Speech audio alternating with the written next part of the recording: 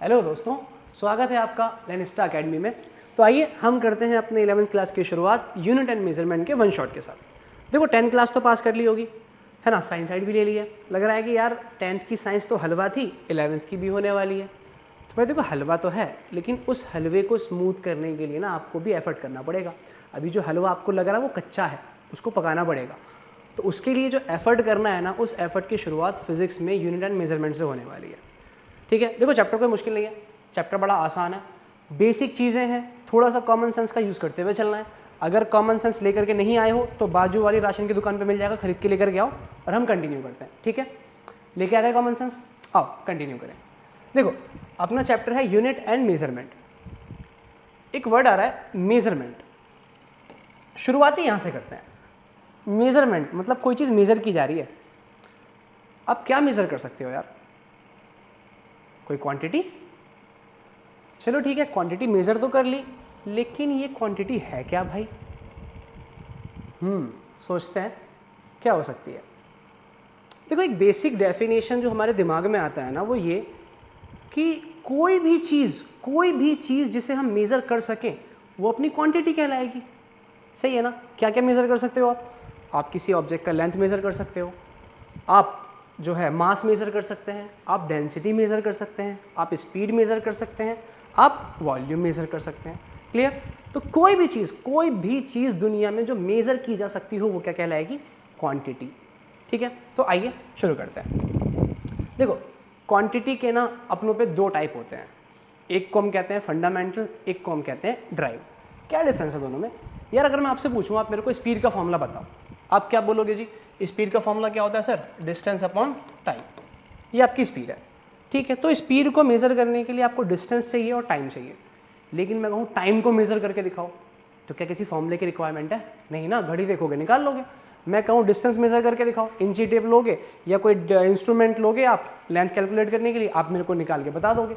आपको किसी फॉर्मूले की रिक्वायरमेंट नहीं है, आपको किसी अदर क्वांटिटी की रिक्वायरमेंट नहीं है टाइम और डिस्टेंस को बताने के लिए। सिमिलरली मैं मास की बात करूँ, आप मेरे को डायरेक्ट बता सकते हैं, लेकिन अगर मैं आपसे डेंसिटी की बात करूँ तो डेंसिटी बताने के लिए आपको मास भी चाहिए और वॉल्यूम भी चाहिए। तो कुछ क्वांटिटीज़ तो नेचर में ऐसी हैं जिनको बताने के लिए, जिनको डिफाइन करने के लिए हमें किसी दूसरे क्वांटिटीज़ की रिक्वायरमेंट नहीं है, लेकिन कुछ क्वांटिटीज़ ऐसी हैं जिनको बताने के लिए हमें अदर क्वांटिटीज़ की भी रिक्वायरमेंट है।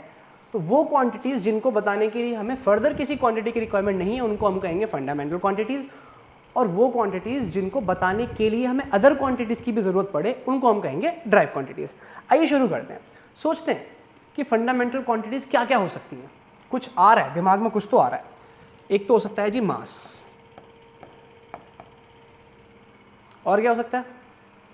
लेंथ, और बोलो बोलो जल्दी बोलो, क्या हो सकता है? टाइम। और क्या हो सकता है? कुछ याद आ रहा है? गलती से एनसीईआरटी खोली हो, यूनिट एंड मेजरमेंट खोल लिया हो, कुछ टर्म्स लिखे हुए दिखे हो, है ना। और क्या होता है? सोचो। Mass, length, time, and the fourth one is current. और कुछ क्या हो सकता है? और याद आ रहा है? नहीं, मुझे पूरी उम्मीद है याद कर लोगे यार आप सोच पा रहे हो, मैं सुन पा रहा हूँ, मतलब मैं फील कर पा रहा हूँ आप सोच रहे हो। बताओ, मास हो गया, लेंथ हो गया, टाइम हो गया, करंट हो गया। स्कूल स्टार्ट अगर आपका हो गया है तो ये तो सुना होगा ना कि हमारे पास टोटल 7 फंडामेंटल क्वांटिटीज़ होती हैं, जिसमें से 4 तो अपनों ने लिख दी। तो और क्या होनी चाहिए जी? मास है, लेंथ है, टाइम है, करंट है, और क्या है? और अपनों के पास है एक ल्यूमिनस इंटेंसिटी है, IEOUS। एक और क्या है? एक अपनों पे luminous intensity, number of moles, और एक है 7 टेम्परेचर। ये टोटल 7 फंडामेंटल क्वांटिटीज़ नेचर में ऐसी हैं जिनको डिफाइन करने के लिए, जिनको बताने के लिए, जिनको निकालने के लिए हमें फर्दर किसी और फॉर्मूले की रिक्वायरमेंट नहीं है। 7 ही हैं, 8वीं आपको नज़र नहीं आने वाली। 2 और हैं एंगल के केस में, वो हम जाके पढ़ेंगे, जिसको सॉलिड एंगल और प्लेन एंगल कहते हैं। अब अगर मैं ड्राइव क्वांटिटीज़ की बात करूँ तो एक छोटा सा एग्जाम्पल उठा लो यार, छोटा सा एग्जाम्पल। मैं कहूँ कि इसकी स्पीड की बात करूँ अगर मैं आपसे, है ना, स्पीड की, तो फॉर्मूला क्या है? Distance upon time. आपको स्पीड को बताने के लिए डिस्टेंस और टाइम दोनों की ज़रूरत पड़ रही है। अगर मैं आपसे पूछूं किसका, एक्सेलरेशन का, तो एक्सेलरेशन का फॉर्मूला तो मालूम है ना, क्या होता है जी, वेलोसिटी अपॉन टाइम। अगर वेलोसिटी को भी हम ओपन कर दें तो डिस्प्लेसमेंट अपॉन टाइम, तो वेलोसिटी की जगह डिस्प्लेसमेंट अपॉन टाइम, एक टाइम पहले से है। तो यहाँ पर आपको 3 फंडामेंटल क्वांटिटीज़ की ज़रूरत पड़ रही है एक्सेलरेशन को डिफाइन करने के लिए, जिसमें से एक फंडामेंटल क्वांटिटी 2 बार रिपीट हुई है। अच्छा, अगर मैं एक और की बात करूँ, फोर्स की, क्या फॉर्मूला होता है, मास इनटू एक्सेलरेशन। मास एक फंडामेंटल क्वांटिटी और एक्सेलरेशन वेलोसिटी अपॉन टाइम, और वेलोसिटी को भी डिस्प्लेसमेंट अपॉन टाइम। तो हम इसको क्या कर सकते हैं जी, displacement upon time into time. Force को बताने के लिए आपको 4 फंडामेंटल क्वांटिटी की ज़रूरत पड़ रही है। तो भैया ये ड्राइव ही तो हो रहे हैं ना, ये जितने भी आप क्वांटिटीज़ पढ़ रहे हो, ड्राइव क्वांटिटीज़, ये सारे ड्राइव ही तो हो रहे हैं। कहाँ से ड्राइव हो रहे हैं, सारे फंडामेंटल से ड्राइव हो रहे हैं। कोई सा भी फॉर्मूला उठाओ, कोई सा भी फॉर्मूला जो आपके दिमाग में आ रहा हो, उसको आप खोलते जाओ खोलते जाओ खोलते जाओ, लास्ट में आपको ये 7 क्वांटिटीज़ ही नज़र आने वाली हैं। इसी वजह से इनको ड्राइव कहा गया है, क्योंकि ये ड्राइव हुई हैं कहाँ से, फंडामेंटल ही से ड्राइव हुई हैं। तो उम्मीद करता हूँ कि आपको फंडामेंटल और बेसिक, फंडामेंटल और ड्राइव क्वांटिटीज़ में डिफरेंस तो क्लियर हुआ होगा, ठीक है ना। आपको करना क्या है, अपने एनसीईआरटी का जो फर्स्ट बुक है क्लास 11 की, उसके लास्ट में जाना है और लास्ट से आई थिंक 10th पेज निकालना है आपको। वहाँ बहुत सारी क्वांटिटीज़ आपको लिखी दिख जाएंगी। करो क्या, उन सब में चेक करो कि कौन कौन सी क्वांटिटीज़ ऐसी हैं जो किसी अदर क्वांटिटी पे डिपेंड कर रही हैं। वो कौन सी हो गई जी, ड्राइव। और जो किसी पे डिपेंड नहीं करेंगी वो ये 7 ही तो हैं, वो क्या होंगे, फंडामेंटल। ठीक है ना, क्लियर हुआ। अब आगे बढ़ते हैं।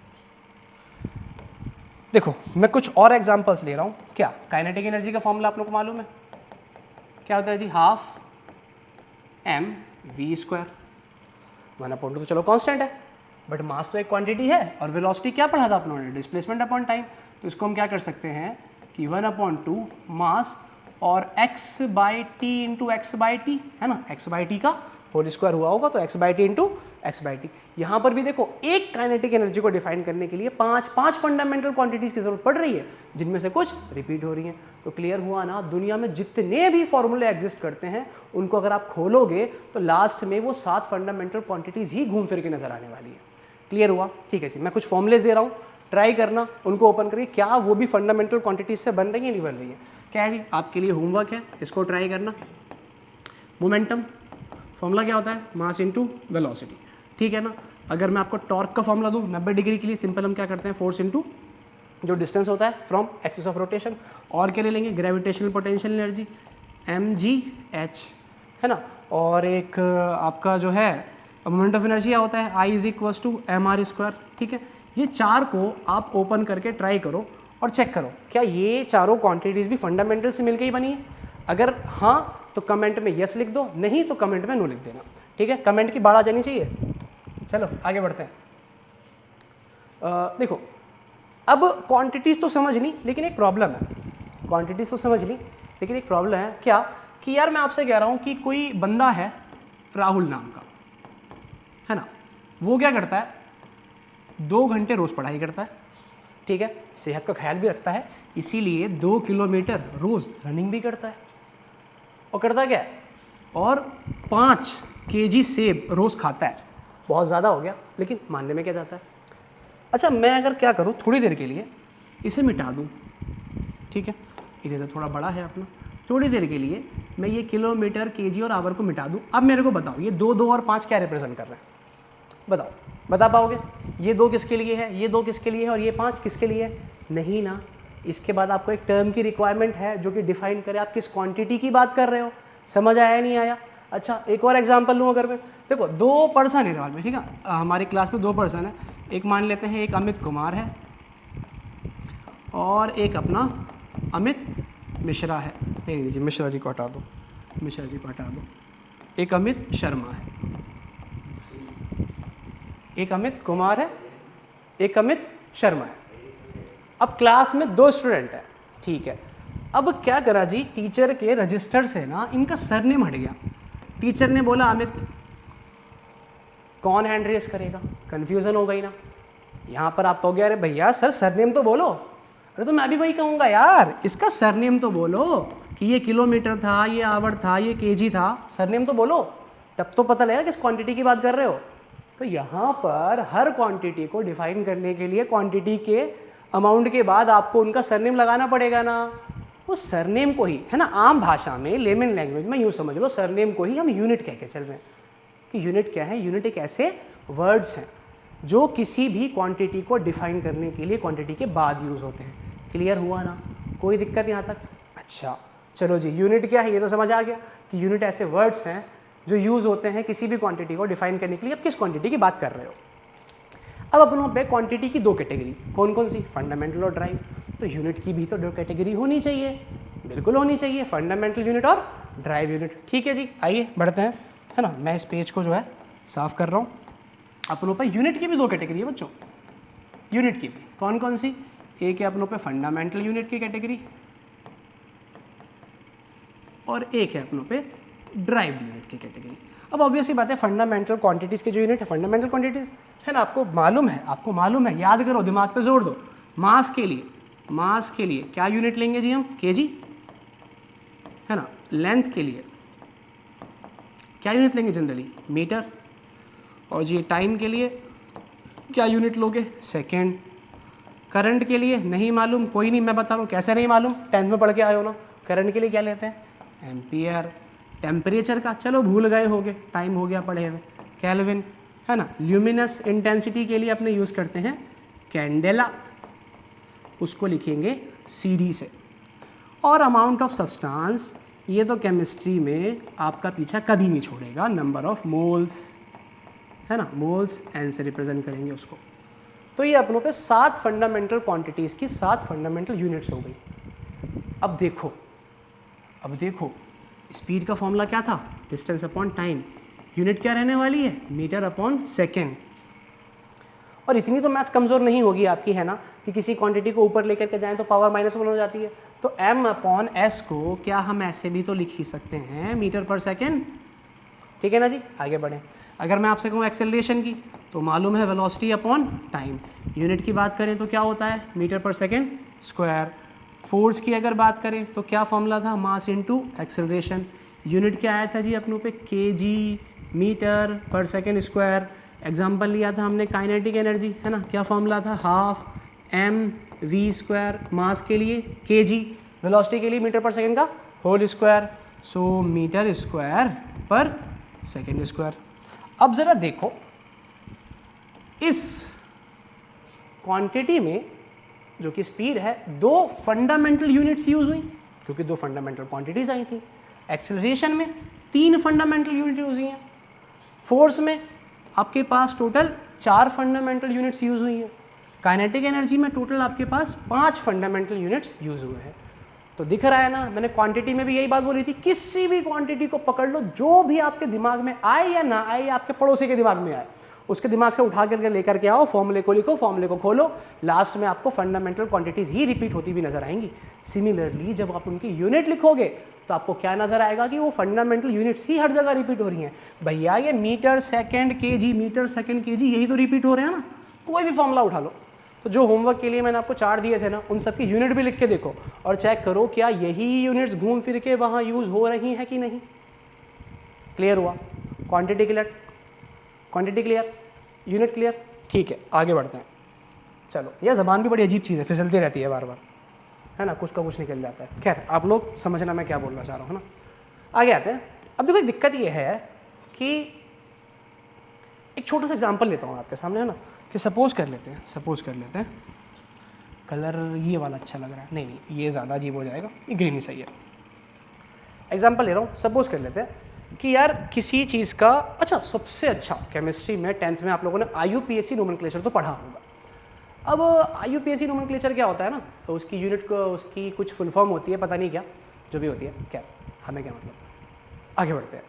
तो उसमें क्या था कि आपके पास कुछ एसिड्स होते हैं अजीबोगरीब से, जिनका जी इंडिया में कुछ और नाम है ना, लेकिन इंटरनेशनल लेवल पर उनको कुछ IUPAC नोमेनक्लेचर से रिप्रेजेंट करते हैं।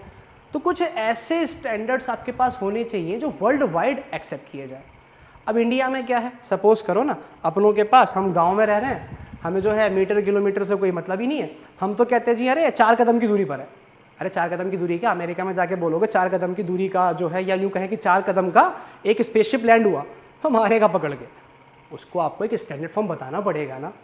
तो बस वही फंडा यहाँ पर है कि अब अलग अलग कॉन्टिनेंट्स में वर्ल्ड के अलग अलग सिस्टम यूज़ किए जाते हैं। कुछ लोग जो है मीटर में बात करते हैं डिस्टेंस की, कुछ लोग जो है सेंटीमीटर में बात करते हैं, कुछ लोग जो है अमेरिका वगैरह में आप जाओगे तो फुट पाउंड में बात करते हैं, है ना। आप में से कई सारे जो है अभी 11th में आए हैं, नया नया जोश आएगा, जिम ज्वाइन करेंगे तो कहेंगे नहीं भैया हम तो वो वाले जिम में जाएंगे जहाँ पे इम्पोर्टेड इंस्ट्रूमेंट्स होते हैं ना, जो ये लिफ्ट करने की और पता नहीं क्या क्या करते हो ना आप, वहाँ पे पुशअप मारते हो और क्या करते हो पता नहीं, जो भी करते हो खैर, वहाँ पे आप जो इंस्ट्रूमेंट्स यूज़ करोगे है ना वेट लिफ्टिंग के लिए, हम तो उस जिम में जाएंगे जो इम्पोर्टेड मशीन्स लेकर के आया होगा ना, अमेरिका से आई होंगी। उन अमेरिका से आई हुई मशीनों पे आप एक चीज़ देखोगे, जो उन पे मास है वो केजी में नहीं लिखा होगा, वो पाउंड में लिखा हुआ होगा। यूनिट वहाँ पे एलबी होगी, 5 एलबी नहीं, वहाँ पे 11 एलबी होगा, 22 एलबी होगा, है ना, 33 एलबी होगा। केजी में नहीं लिखा होगा, पाउंड्स में लिखा होगा उनका। क्लियर हुआ ना? क्यों? क्योंकि वो अमेरिका से आई हैं। अमेरिका में मास के लिए केजी यूज़ नहीं करते, वहाँ पे पाउंड चलता है, क्योंकि अमेरिका की बात हो रही है। अब वहीं इंडिया में बना होगा तो वहाँ केजी होगा, और इंडियन सामान तो आपको इस्तेमाल करना नहीं है, है ना। मेक इन इंडिया चल रहा है यार, जुड़ो उससे, इंडिया को बढ़ाओ आगे। कहाँ तुम भी अमेरिका वाले जो है चीज़ों के पीछे पड़े हो। अरे ये क्या हो गया, अभी ठीक है ना। चलो तो भैया इंडियन सामान को बढ़ाओ, इंडियन प्रोडक्शन को बढ़ाओ, इंडियन सामान खरीदो, तभी तो इंडिया का ग्रोथ होगा, ठीक है ना। इंडियन सामान को ऊपर लेकर के जाना, तभी तो हम कहेंगे अमेरिका से कि तू क्या है बे, ठीक है। अमेरिका का सामान यूज़ करोगे आप लोग इंडिया में रह करके यार, छी। चलो खैर आगे बढ़ते हैं। हाँ तो यूनिट हमने समझ लिया, क्वांटिटी हमने समझ ली। अभी देखो हुआ क्या कि ऐसे ना क्लैशेस क्रिएट होने लगे कि यार इंडिया में जो है अपना ही सिस्टम चल रहा है, अमेरिका में सपोज करो ना इंडिया वालों ने कुछ चीज़ मेज़र की, वो तो कह रहे हैं कि यार जो है हम जो है, मैंने कहा ना वो 4 कदम के बराबर की दूरी है, तो जी 4 कदम जितना जो है इस स्पेसशिप का जो है लेंथ, हम इतनी स्पेसशिप बनाएंगे 4 कदम उसकी लेंथ होगी।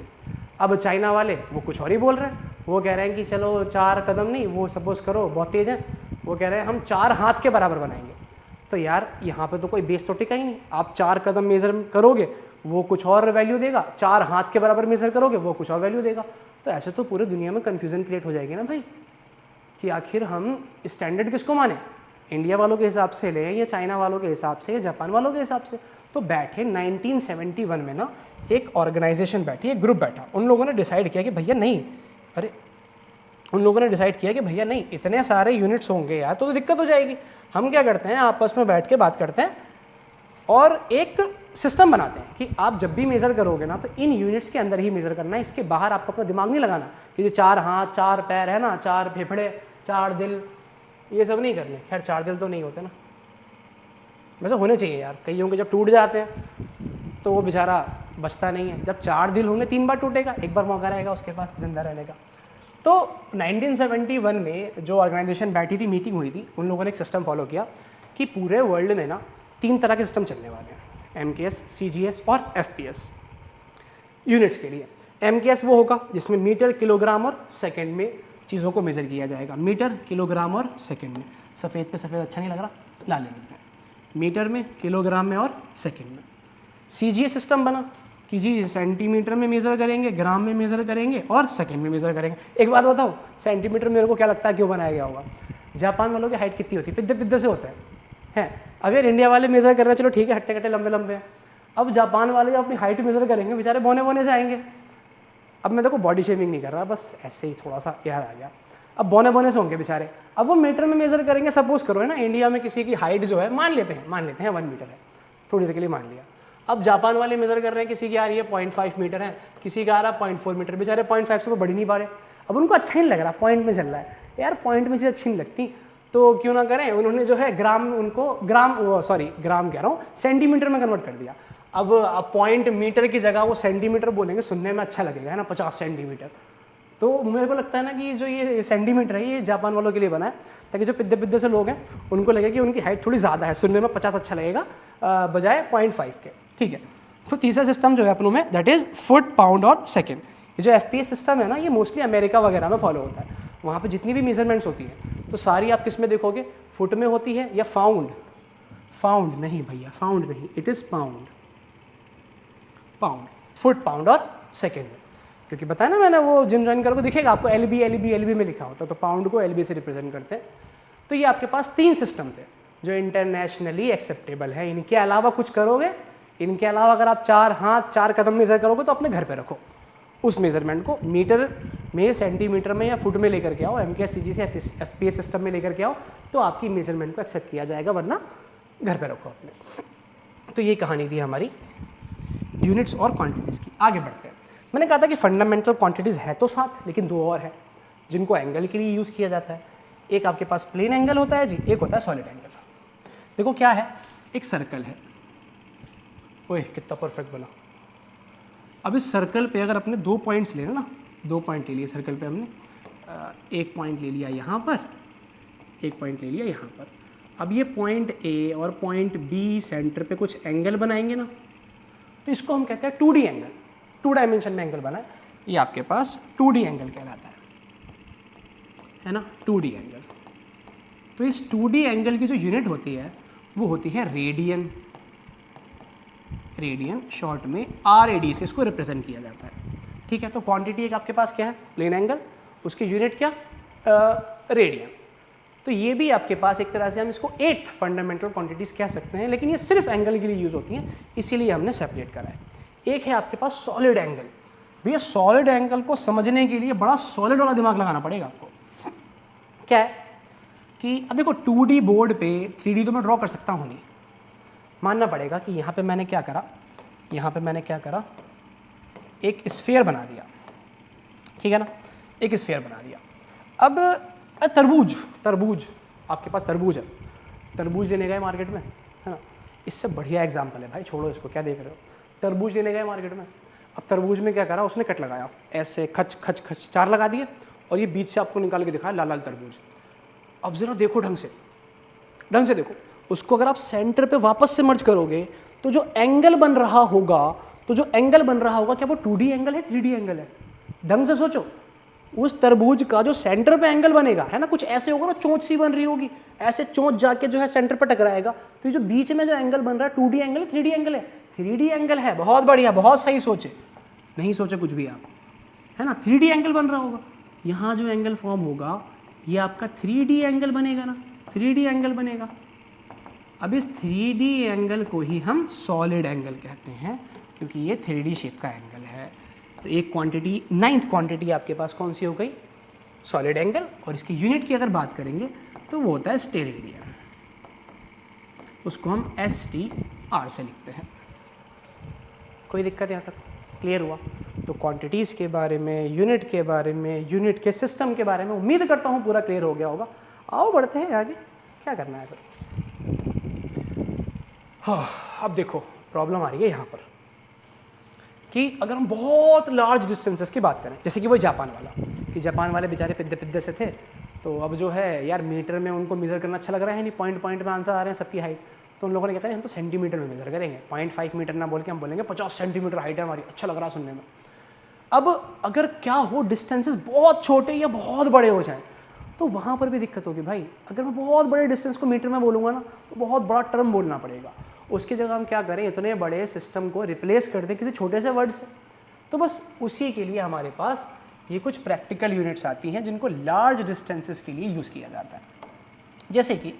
जैसे कि अपनी जो प्रकाश है, अपना जो प्रकाश है वो कितनी स्पीड से चलता है, हम जानते हैं 3 × 10⁸ मीटर पर सेकेंड, ठीक है ना, इतने सेकंड से वो चल रहा है। अब इतने सेकंड से चलने वाला ऑब्जेक्ट एक साल में कितना डिस्टेंस ट्रैवल करेगा, ये जो लाइट अपनी चली इतनी स्पीड से, ये एक साल में कितना डिस्टेंस ट्रैवल करेगी, बहुत बड़ा करेगी, बहुत बड़ा डिस्टेंस ट्रैवल करेगी।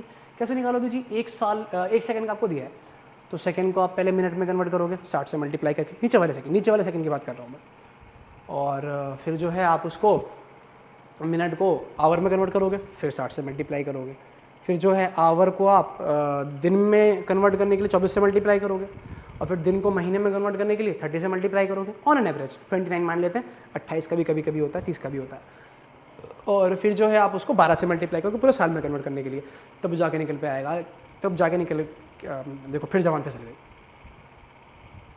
कह रहा था यार ज़बान है ये एक मांस का टुकड़ा, फिसलता रहता है, पता नहीं क्या दिक्कत है। हाँ मैं क्या कह रहा था,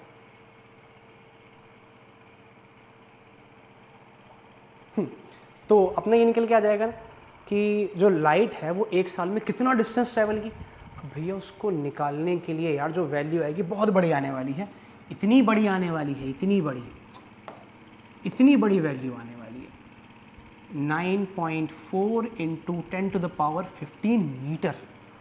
अब इससे इतना बड़ा वैल्यू बोलने से अच्छा है एक सिंपल सा वर्ड यूज़ कर लेंगे उसके लिए, क्या, लाइट ईयर। तो लाइट ईयर बेसिकली क्या है, वो डिस्टेंस है जो लाइट ने ट्रैवल किया 1 साल में।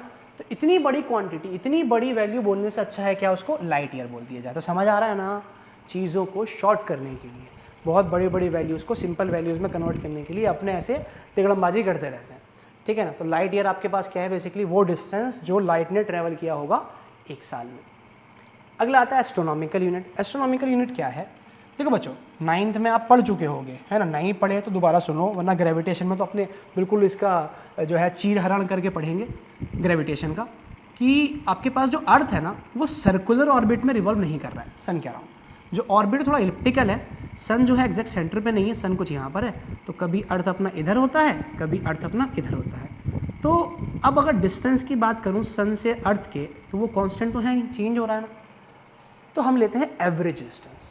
तो सन से अर्थ का जो एवरेज डिस्टेंस है ना, जो कि इतना होता है, उसी को इन शॉर्ट 1 एस्ट्रोनॉमिकल यूनिट बोल दिया जाता है। क्लियर हुआ। तो लाइट ईयर क्या है, बेसिकली वो डिस्टेंस जो लाइट ने ट्रैवल किया 1 साल में। एस्ट्रोनॉमिकल यूनिट क्या है, सन से अर्थ का एवरेज डिस्टेंस, क्योंकि अपनों को मालूम है जो डिस्टेंस है वो कांस्टेंट तो है नहीं। अगला सबसे ज़बरदस्त, 1 पारसेक। यार देखो ये जो 1 पारसेक है ना, रट्टा तो हर कोई पढ़वा देगा भाई, लेकिन फील इधर ही आने वाला है, लेरिस्टा एकेडमी ही फील दिलवाने वाला है, ये बात ध्यान रखना। रटना नहीं है, समझ के जाना है, फिजिक्स है, कहानी नहीं है कि रट के सुना के आ जाओगे। तो 1 पारसेक को समझते हैं, आओ। उसके लिए इसको थोड़ा छोटा करते हैं। अरे छोटा नहीं हो रहा, चलो कोई नहीं, ऊपर कर देते हैं ऐसे ना, ठीक है। और ये आपने कर तो लिया ही होगा, इसको मैं नहीं मिटाऊंगा, फिर हट जाएगा। इसको मैं ऐसे मिटा रहा हूँ।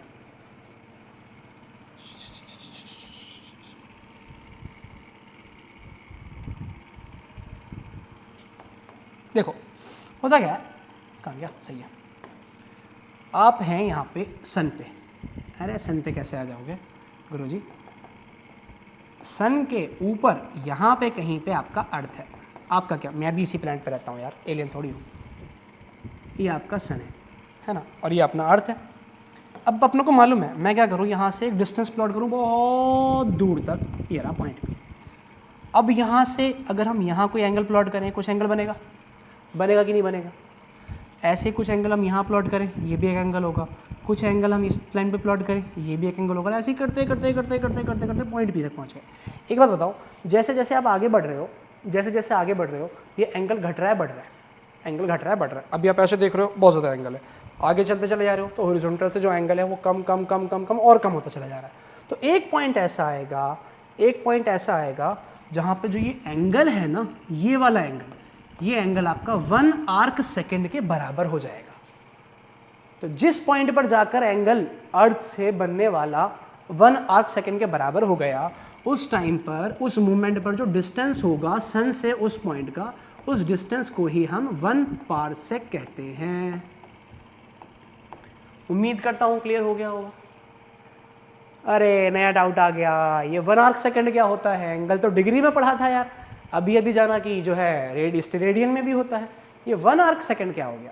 अब समझो, 1 डिग्री को 60 से डिवाइड करोगे, इसको हम कहते हैं 1 आर्क मिनट। इसको फिर से 60 से डिवाइड कर दोगे, है ना, इसको फिर से 60 से डिवाइड कर दोगे, तो इसी को हम कहते हैं 1 आर्क सेकेंड। बहुत ही छोटा एंगल है भाई, बहुत छोटा एंगल है, नेग्लिजिबल एंगल है, इतना छोटा एंगल है। तो इतने छोटे एंगल को, 1 डिग्री को 60 से 2 बार डिवाइड करोगे, तब जाके आपका 1 आर्क सेकेंड आएगा। तो अब वो डिस्टेंस जहाँ पर अर्थ से बनने वाला एंगल सन के हॉरिजॉन्टल लाइन से 1 आर्क सेकेंड का हो जाए, तो वो डिस्टेंस ही आपका 1 पारसेक कहलाता है। क्लियर हुआ ना, आगे बढ़ते हैं। एक ज़बरदस्त क्वेश्चन ये रहा आपकी स्क्रीन पर कि आपको कन्वर्ट करना है लाइट ईयर को एस्ट्रोनॉमिकल यूनिट में। कैसे करते हैं, अरे वही क्वेश्चन है, मैं कहूँ जी मिलीमीटर को कन्वर्ट करना है सेंटीमीटर में, है ना, मिलीमीटर को, या आपको मिलीमीटर को कन्वर्ट करना है मिलीमीटर यार किलोमीटर में, तो क्या करते हो, दोनों को डिवाइड करते हो ना, वही काम करने वाले। एक मैं कर रहा हूँ, बाकी होमवर्क आपके लिए, ये वाला आपके लिए होमवर्क रहने वाला है, ये वाला भी होमवर्क रहने वाला है। तो पहला वाला करते हैं अपने पहले का कि एक लाइट ईयर को एस्ट्रोनॉमिकल यूनिट में कन्वर्ट करना है। तो क्या करेंगे जी, अपने एक लाइट ईयर को डिवाइड कर देंगे एक एस्ट्रोनॉमिकल यूनिट से। समझ आ गया? बड़े आगे? तो ये भी होमवर्क है, मैं नहीं बताऊंगा। अबे डरो मत, मजाक कर रहा हूँ, बता रहा हूँ। बाकी दो खुद से करना, ये वाला मैं करवा रहा हूँ। देखो, एक लाइट ईयर को डिवाइड करेंगे एक एस्ट्रोनॉमिकल यूनिट से, तो अपना कन्वर्ट होगा कैसे, देखते हैं यार, है ना। वैल्यूज उठाओ।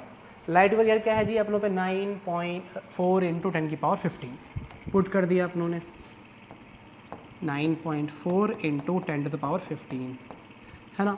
एस्ट्रोनॉमिकल यूनिट कितना है, 1.49 10 की पावर 11, ये पुट कर देते हैं, 1.49 10 की पावर 11।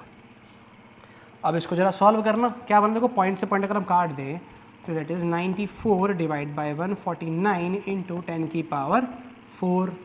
अब इतना काम तो नहीं करने वाला मैं यार, 94 को डिवाइड करो 149 से, 10 की पावर 4 से मल्टीप्लाई कर दो, तो इतना लाइट ईयर इतना एस्ट्रोनॉमिकल यूनिट में कन्वर्ट हो गया। और सेम इसी तरीके से सेकंड और थर्ड वाला भी ट्राई करना है। क्लियर है? क्या फ़ायदा, मैं कराऊंगा, आपका टाइम वेस्ट होगा, डाटा खत्म होगा, है ना, फिर इंस्टा नहीं चला पाओगे, रील नहीं देख पाओगे। तो रील और इंस्टा भी देखना है ना, तो उसका डाटा बचाना है ना। तो ये वाला क्वेश्चन खुद से करो, मैं नहीं कराऊंगा। अरे चलो आगे बढ़ते हैं। हाँ, कौन सा कलर लो, ग्रीन, ग्रीन सही है। देखो अब कुछ फालतू की चीज़ें जिसका आप लोगों को पूरी ज़िंदगी में कोई काम नहीं आने वाला। सबसे पहला सोलर डे। सोलर डे क्या होता है, अर्थ का अपनी एक्सिस में घूमने में जो टाइम लगा उसी को हम क्या कहते हैं, सोलर डे। कितना टाइम लेती है, 24 आवर्स। सोलर ईयर, अब भैया सोलर ईयर अगर सन से रिलेट हो रहा है तो सोलर डे अगर सन से रिलेट हुआ, सन के पास जो अर्थ घूम रही है तो अपनी खुद की एक्सिस पे, खुद के ध्रुव पे घूमने में कितना टाइम लिया, 24 आवर्स। तो सोलर ईयर भी यहीं से कुछ लिंक हो रहा है कि अर्थ ने कितना टाइम लिया सन के पूरे एक चक्कर लगाने में, उसको हम कहेंगे सोलर ईयर। कितना होता है, 365 है ना, इंटू 1/4 जो आप करते हो, 365 और 1/4 डेज। लूनर मंथ, लूनर जब भी आएगा मून की बात होगी, है ना, मून की बात होगी। तो ये क्या हो गया, अर्थ कितना टाइम लेता है मून के चक्कर लगाने में, बहुत मारूंगा। अर्थ चक्कर लगाता है मून के, या मून लगाता है अर्थ के।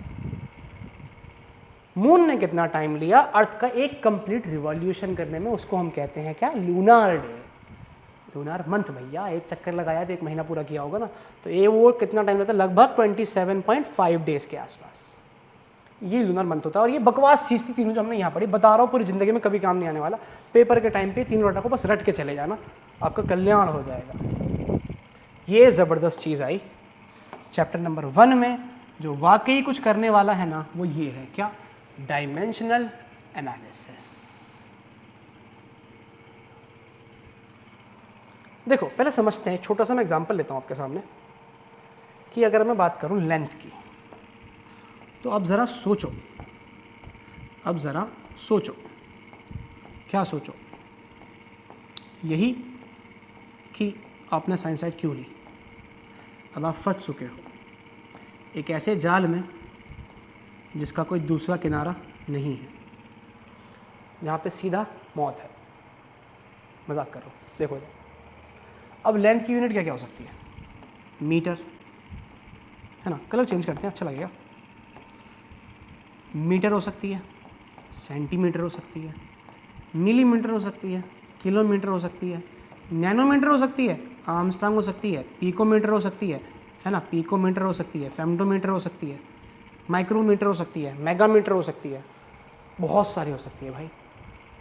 अभी यहाँ पर इतने सारे यूनिट एक सिंगल क्वांटिटी के, डायमेंशन कहता है, क्यों कंफ्यूज हो रहे हो, भगाओ इन सबको, मत देखो, शक्ल ही मत देखो इनकी, इन सब की जगह खाली एक वर्ड यूज़ करो, एक टर्म यूज़ करो, क्या, एम, अरे नहीं यार, एल, एम फॉर मास होता है। इन सब की जगह एक सिंगल टर्म यूज़ करो, क्या, एल। अब ये डिफरेंट क्वांटिटीज़ जो हैं, अरे डिफरेंट क्वांटिटी डिफरेंट यूनिट्स एक ही सिंगल क्वांटिटी की, वो बहुत परेशान करेंगे। Metre, centimetre, millimetre, kilometre, nanometre, angstrom, picometre, femtometre, है ना, माइक्रोमीटर, बहुत सारे। तो ये डायमेंशनल एनालिसिस आपसे सीधी सी बात कहता है कि भगाओ इन सबको। अगर लेंथ की बात हो रही है ना, तो यूनिट कुछ भी हो फ़र्क नहीं पड़ेगा, आपको सीधा एक वर्ड यूज़, एक सिंबल यूज़ करना है उसकी जगह पे, क्या, L with in square bracket. अब आप कहोगे सर ये स्क्वायर ब्रैकेट कौन सा बवाल है बेटा, अगर मैं खाली एल लिख दूँ तो एल से तेरे एल लग जाएंगे, है ना। समझना पड़ेगा ना मैं किस एल की बात कर रहा हूँ। यहाँ पे अगर डायमेंशन की बात करोगे तो रिप्रेजेंटेशन कुछ तो करना पड़ेगा ना, कुछ तो रिप्रेजेंट करना पड़ेगा, क्या, कि स्क्वायर ब्रैकेट लगाया जाता है जब भी डायमेंशन की बात होती है। मैं फिर से रिपीट करता हूँ, डायमेंशंस की खोज क्यों हुई, क्योंकि अपनों पे इतनी सारी क्वांटिटीज़, इतनी सारी यूनिट्स अपनों को परेशान कर रही हैं। डायमेंशन आपसे कहेगा कि भगाओ इतनी सारी यूनिट्स को, इन सब की जगह एक सिंगल टर्म यूज़ कर लो, एक सिंगल सिंबल यूज़ कर लो, ठीक है ना। तो जैसे यहाँ लेंथ की बात हो रही है तो यूनिट इनमें से कुछ भी हो अपनों को फ़र्क नहीं पड़ेगा, इन सब की जगह हम क्या करेंगे, एल यूज़ कर लेंगे। लेकिन हम ऐसा कर क्यों रहे हैं, बताता हूँ।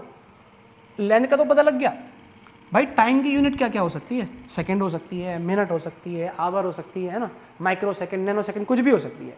अब अगर ज़रा डिस्टेंस और टाइम को मिला के स्पीड की यूनिट बनाने बैठूँ भाई, तो क्या क्या हो सकती है, मिलीमीटर पर सेकंड हो सकती है ना, सेंटीमीटर पर आवर हो सकती है, और किलोमीटर पर सेकंड हो सकती है, किलोमीटर पर मिनट हो सकती है, किलोमीटर पर आवर हो सकती है।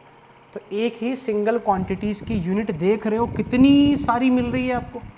अब अगर बाद में ये पूछा जाए कि भाई ये जो स्पीड है डिपेंड किस चीज़ के ऊपर कर रहा है, तो पहले तो आप सोचोगे सेंटीमीटर, मिलीमीटर, किलोमीटर, नैनोमीटर, दिमाग ख़राब होगा। डायमेंशन कहता है मत करो दिमाग ख़राब, आप क्या करो, सब की जगह एक सिंगल एल यूज़ कर लो। टाइम की जगह आप क्या करो, टाइम की जगह टी यूज़ कर लो, लेंथ की जगह आप एल यूज़ कर लो, और आप ये कहो स्पीड की यूनिट कुछ भी हो, इनमें से कुछ भी चल रही हो, नहीं फ़र्क पड़ेगा। आपको सीधा क्या कहना है कि जी डिस्टेंस के लिए एल और जो टाइम के लिए है टी, बात कर रहे हैं डायमेंशन की, तो स्क्वायर ब्रैकेट ज़रूर लगाया जाएगा, है ना। पावर ऊपर जाएगी तो स्पीड का डायमेंशन क्या आ गया, एल टी माइनस 1। अब इतनी सारी चीज़ों को आपको नहीं देखना है, परेशान नहीं होना है यहाँ पर, सीधा क्या करोगे, एल टी माइनस 1, मतलब जो स्पीड है वो लेंथ के डायरेक्टली प्रोपोर्शनल, टाइम के इन्वर्सली प्रोपोर्शनल। इस तरह से स्पीड, टाइम और लेंथ क्वांटिटीज़ पे डिपेंड कर रहा है। तो डायमेंशन का मतलब क्लियर हुआ ना, हो गया होगा। आगे बढ़ते हैं। तो जैसे मैंने लेंथ का एग्जांपल लिया भाई, वैसे ही ऑब्वियस सी बात है यार, फंडामेंटल क्वांटिटीज़ ही क्योंकि रिपीट हो रही हैं जो हैं आपके ड्राइव क्वांटिटीज़ में, और फंडामेंटल यूनिट्स ही रिपीट हो रही हैं ड्राइव यूनिट्स में। तो अपनों को खाली डायमेंशन चाहिए किसका, फंडामेंटल का, वही सारे मिलकर डायमेंशन देंगे किसका, ड्राइव क्वांटिटीज़ का, निकालेंगे क्या करके। अगर मास की बात करेंगे डायमेंशन यूज़ करेंगे एम, लेंथ के लिए डायमेंशन एल यूज़ पहले ही कर लिया, टाइम के लिए डायमेंशन यूज़ करेंगे टी, करंट के लिए कैपिटल ए, टेम्परेचर के लिए कैपिटल के। जिसमें से एक मज़े की बात बताऊँ, ये करंट पूरी 11th क्लास में आपको नज़र नहीं आने वाला। 90% question, even more than 90% question जो है ना डायमेंशन के, आपके एमएलटी में निपट जाएंगे। ये जो टेम्परेचर है आएगा भी थर्मल प्रॉपर्टीज़ ऑफ मैटर में जा करके, उसके बाद फिर इक्का दुक्का चैप्टर में थर्मल प्रॉपर्टीज़ ऑफ मैटर में, थर्मोडायनेमिक्स में, केटीजी में चलेगा, उसके बाद टेम्परेचर का काम खत्म हो जाएगा। तो 90% क्वेश्चन जो होंगे वहाँ पे एमएलटी में ही डायमेंशन निपट जाएगा। करंट का 11th में तो यूज़ भी नहीं करने वाले, और टेम्परेचर का जब टेम्परेचर आएगा तब देखेंगे। चलो जी आगे बढ़ते हैं। अब है क्या कि आप लोगों को फंडामेंटल क्वांटिटीज़ में कुछ कुछ का डायमेंशन तो पता लग गया। मैं यहाँ पे लिख दे रहा हूँ आपके लिए कि अगर अपनों ने बात की मास की, अगर अपनों ने बात की मास की, तो मास के लिए डायमेंशन क्या यूज़ करना है जी, एम।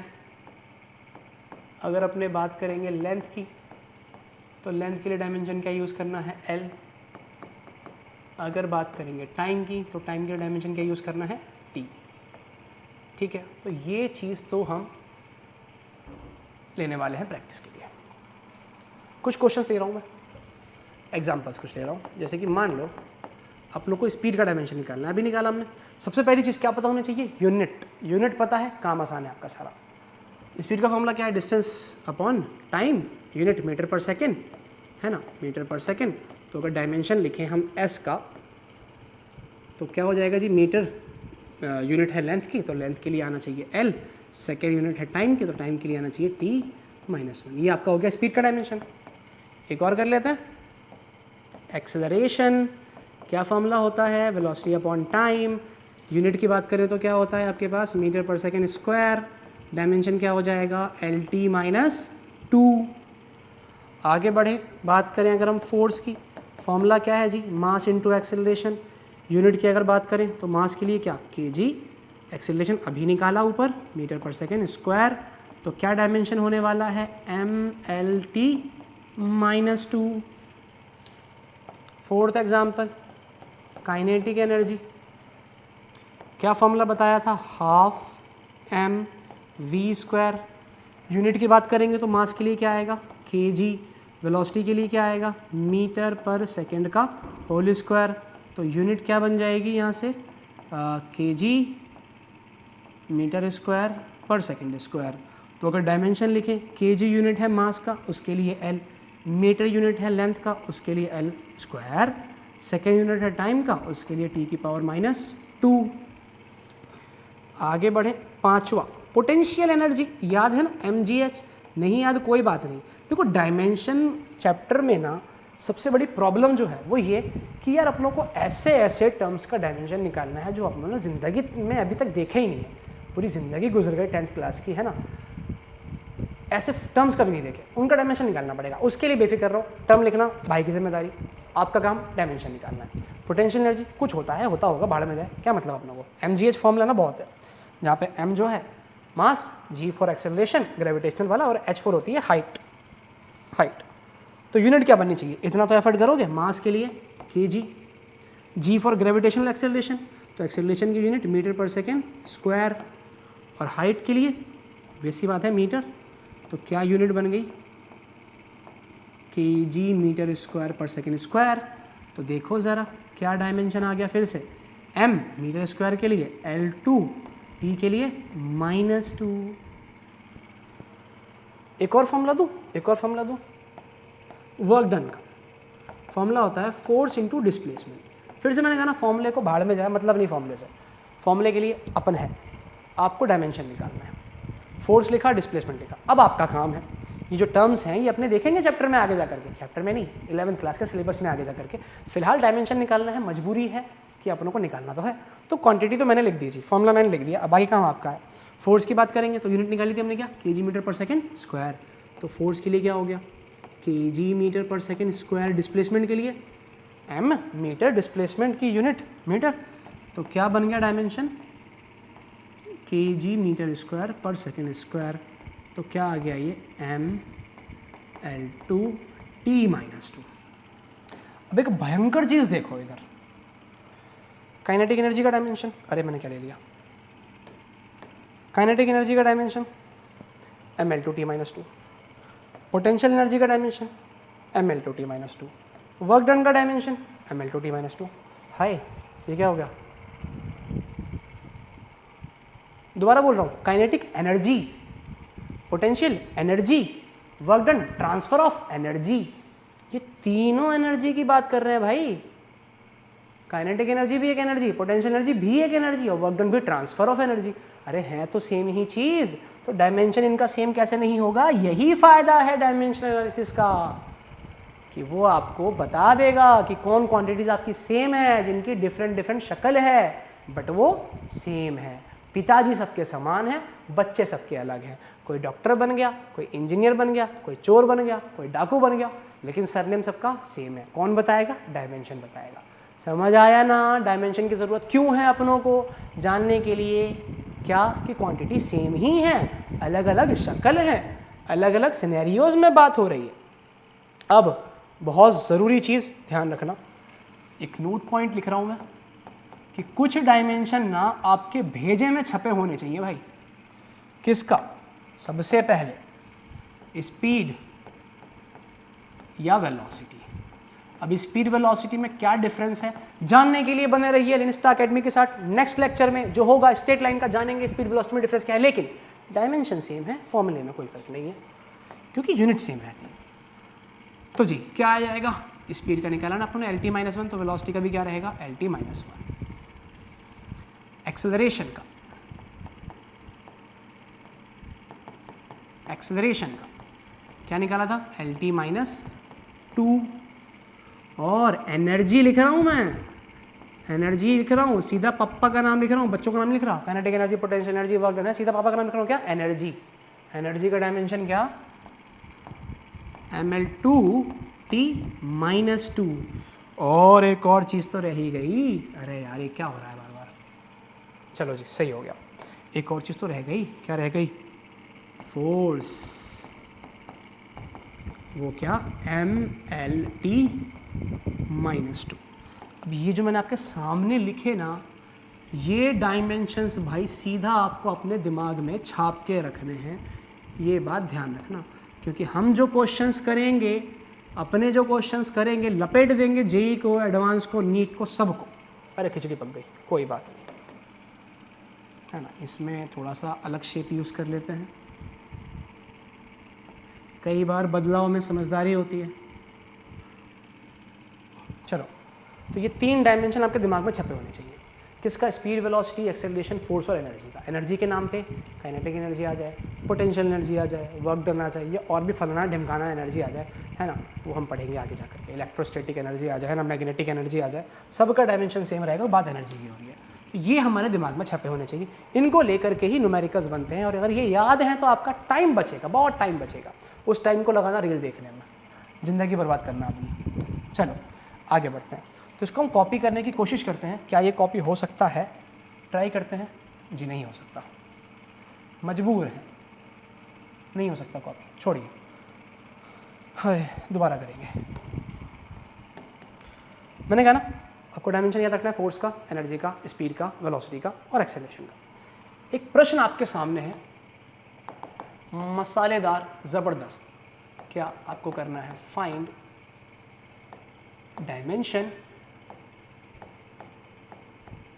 Of gravitational constant. याद है फॉर्मूला, पढ़ी थी 9th क्लास, था उसमें ये फॉर्मूला, क्या था देख लेते हैं। मैंने कहा ना घबराना नहीं है, जो फॉर्मूला आप लोगों ने नहीं पढ़ा उसके लिए अपन है, फॉर्मूला लिखेगा, आपको खाली डायमेंशन निकालना है। तो ग्रेविटेशनल कांस्टेंट का डायमेंशन निकालेंगे, क्या जी, फोर्स का फॉर्मूला मालूम होना चाहिए, G into m1 m2 bye r²। अब आपको ग्रेविटेशनल कांस्टेंट यानी कि कैपिटल G का डायमेंशन निकालना है, तो बच्चों वाला काम जो निकालना है उसको सेपरेट, बाकी सबको एक तरफ पलट दो। तो G को एक तरफ रखेंगे हम, तो इधर क्या बन जाएगा जी, f r² upon m1 m2। और याद करो, मैंने कहा था फोर्स का डायमेंशन याद रखो, अभी तो बताया था चंद सेकंड पहले।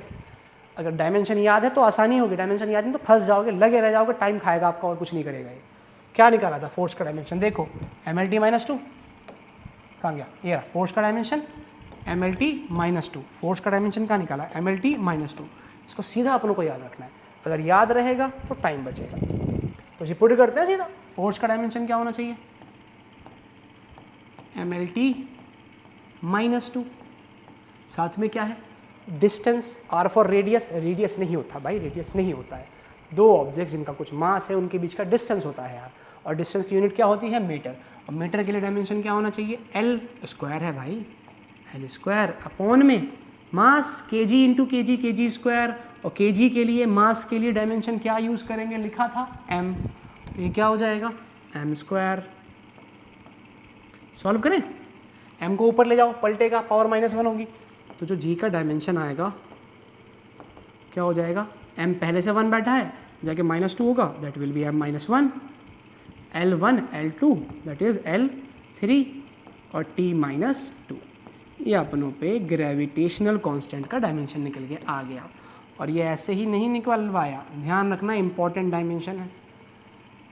अगर 12th के बाद नीट या जेई में जा रहे हो, 12th के बाद अगर नीट या जेई में जा रहे हो तो ध्यान रखना इस कांस्टेंट का डायमेंशन आपके ज़बान पे होना चाहिए, तभी क्वेश्चंस को आसानी से क्रैक कर पाओगे इन टॉपिक्स के। कई बार पूछा है, जी का डायमेंशन डायरेक्ट यूज़ कर लिया है ना। एक क्वेश्चन मैं दिखाऊंगा आपको, है ना, नीट में आया हुआ है, उसमें आपसे डायमेंशन पूछा, रेशो पूछा है बेसिकली, डायमेंशन ऑफ जी और डायमेंशन ऑफ एच का। अब ये एच क्या आ गया, कुछ नहीं आ गया, समझेंगे, छोड़ो, नहीं दिखा रहा मैं, डर जाओगे। अभी दिखाता हूँ एच यार। जैसे हमने निकाला कि dimension constant of gravitational constant, एक काम करते हैं ना, मेहनत बचाते हैं अपनी। इसको हम लिख रहे हैं फर्स्ट पार्ट, है ना, और सेकेंड पार्ट यहाँ पे हम कर रहे हैं Planck's constant, Planck's constant, and third part हम कर रहे हैं कोफिशिएंट ऑफ विस्कोसिटी। तो आप लोगों ने जो सॉल्यूशन निकाला है ये मात्र पहले पार्ट का है। सेकेंड पार्ट की तरफ बढ़ते हैं। सेकेंड पार्ट की तरफ प्लैंक्स कांस्टेंट कहाँ आता है? एनर्जी का एक फॉर्मूला होता है H इंटू म्यू। आप कहोगे सर जी कहाँ पढ़ा है? मैं कहूँगा नहीं पढ़ा है, पढ़ेंगे आगे जा करके। बोला ना, फॉर्मूला मैं लिखूंगा, डायमेंशन निकालना आपका काम है, क्योंकि हमारी मजबूरी है डायमेंशन के क्वेश्चंस करने हैं तो ऐसे टर्म्स का डायमेंशन निकालने पड़ेंगे जो पढ़े नहीं है, जो पढ़ना है बाद में जा करके। तो H का निकालना है, ठीक है। तो अगर H का निकालना है तो H इज इक्वल टू क्या हो जाएगा? E बाय म्यू, है ना। म्यू कोई F से लिखता है, कोई N से लिखता है, हम ऐसे लिखते हैं चोंच बना करके। अब डायमेंशन E फॉर एनर्जी होती है, चलो मैं लिख दूँ, है ना, थोड़ा सा ट्राई करो, थोड़ा सा ट्राई करो। E फॉर होती है एनर्जी, F फॉर होती है आपकी फ्रीक्वेंसी, फ्रीक्वेंसी का फॉर्मूला होता है 1/टाइम। जरा ट्राई करना वीडियो को पॉज करके, क्या आंसर आना चाहिए, डायमेंशन क्या आना चाहिए। तो इतना मैं यहाँ कर दे रहा हूँ, तो H is equal to E upon में, इसको अगर मैं 1/T लिखूँ, 1/टाइम फ्रीक्वेंसी को, तो क्या बन जाएगा? E into T. अब पुट करते हैं डायमेंशन, तो एनर्जी का बोला था ना, याद रखियो भाई, mL2T-2, और टाइम के लिए क्या? T। तो डायमेंशन ऑफ H जो आने वाला है क्या आएगा? mL2T-1। ये आपके पास प्लैंक्स कांस्टेंट का डायमेंशन निकल के आ गया। ये भी याद होना चाहिए, डायरेक्ट क्वेश्चन नीट में आया हुआ है जहाँ पे ग्रेविटेशनल कांस्टेंट अपॉन में प्लैंक्स कांस्टेंट का रेशो पूछा है। यकीन नहीं है तो गूगल पे जाओ, जाल के देख लो, बड़े बड़े अक्षरों में 4 सिंबल में 2013 लिख करके आ जाएगा कौन से साल में ये आया हुआ है, ठीक है। तो ये आपका काम है, इसके रेशो निकालो G का और H के डायमेंशन का। अगला है अपनों पे कोएफिशिएंट ऑफ विस्कोसिटी, उसकी बात करते हैं। तो coefficient of viscosity chapter number 9 mechanical properties of fluids में आप पढ़ोगे, जहाँ पे विस्कोसिटी पढ़ते हैं। विस्कोसिटी क्या होती है? परवाह नहीं। कोएफिशिएंट ऑफ विस्कोसिटी क्या होता है? परवाह नहीं। सिंबल पता होना चाहिए, फॉर्मूला पता होना चाहिए। ऑब्वियस सी बात है, वो भी नहीं पता, वो मैं बताऊंगा। फोर्स का फॉर्मूला होता है विस्कस फोर्स का, दैट इज वेक्टर फॉर्म में होता है, मैं लिख नहीं रहा, सिर्फ मैग्नीट्यूड लिख रहा हूँ। क्या? 6 पाई नीटा आर वी, ठीक है। ये स्टोक्स लॉ में अपने निकालते हैं। अब स्टोक्स लॉ क्या होता है छोड़ो, मैं बता ही नहीं रहा यार, खामखा तुम डर जाओगे। तो 6 पाई नीटा आर वी अपनों पे एक फॉर्मूला होता है, जहाँ पे नीटा कोएफिशिएंट ऑफ विस्कोसिटी होती है, एफ फोर्स है, आर रेडियस होता है स्फेरिकल बॉल का, और वी होती है वेलोसिटी, जहाँ पे आपको नीटा का डायमेंशन निकालना है। हाँ, एक इंपॉर्टेंट बात तो भूल ही गया, डायमेंशन की तो बात कर ली, डायमेंशन लेस की तो बात ही नहीं करी। अरे ये जो पाई है इसकी यूनिट क्या होगी? वैल्यू आपको मालूम है 3.14। एक बात बताऊँ, ये 3.14 के बाद ना कभी ख़त्म नहीं होता, ध्यान रखना, इनफाइनाइट तक जाता है। खैर, हमें अपने को ज़रूरत भी नहीं है उसकी। अब ये 3.14 पाई की वैल्यू है, इसकी यूनिट क्या है? इसकी यूनिट क्या है? कुछ भी नहीं। मैं बोल दूँ 2, क्या यूनिट है? कुछ भी नहीं। नंबर है 3, क्या यूनिट है? कुछ भी नहीं। √75 क्या नंबर है? कुछ भी नहीं। अगर मैं लिख दूँ आपके पास 10 की पावर 4, क्या यूनिट है? कुछ भी नहीं। 0.54 क्या यूनिट है? कुछ भी नहीं। नंबर है ना। तो ये जो सारे नंबर्स होते हैं, ये सारे नंबर्स, ये सारे जो कॉन्स्टेंट नंबर्स होते हैं, यूनिट लेस कहलाते हैं, यूनिट लेस। तो ये 6 पाई नीटा आर वी जो फॉर्मूला चल रहा है, इसमें जो ये 6 पाई है, ये क्या हो गया? यूनिट लेस, है ना, कांस्टेंट नंबर है। और यूनिट लेस का तो कोई यूनिट होगा ही नहीं, क्योंकि बिना यूनिट के पैदा हुआ था, है ना। यूनिट के पैदा नहीं हुआ मतलब बिना यूनिट के पैदा हुआ था, मतलब उसका कोई सरनेम नहीं है, उसका कोई सरनेम नहीं है। खैर छोड़ो, अमेरिका में पैदा हुआ होगा। हम आगे बढ़ते हैं। क्या कि उसको भगाओ 6 पाई को, तो F is equals to eta R V, ठीक है। या प्रोपोर्शनलिटी मालूम है ना, कमा को गया सर ने क्या करा है, 6 पाई को हटा करके इक्वल लिख दिया, गलत इक्वेशन है, तो प्रोपोर्शनलिटी लगा रहा हूँ मैं, नीटा आर वी। अपनों को नीटा का निकालना है, तो नीटा इज प्रोपोर्शनल टू क्या हो जाएगा? F अपॉन में आर इंटू वेलोसिटी। तो अगर नीटा का डायमेंशन निकालें तो फिर से फोर्स आ गया, बोला था याद रखने को क्या, कि फोर्स का डायमेंशन क्या? mL2-2। आर रेडियस होती है बॉल की, आर के लिए लेंथ, वेलोसिटी का भी बोला था LT-1। तो देखना ज़रा नीटा का डायमेंशन क्या आ गया।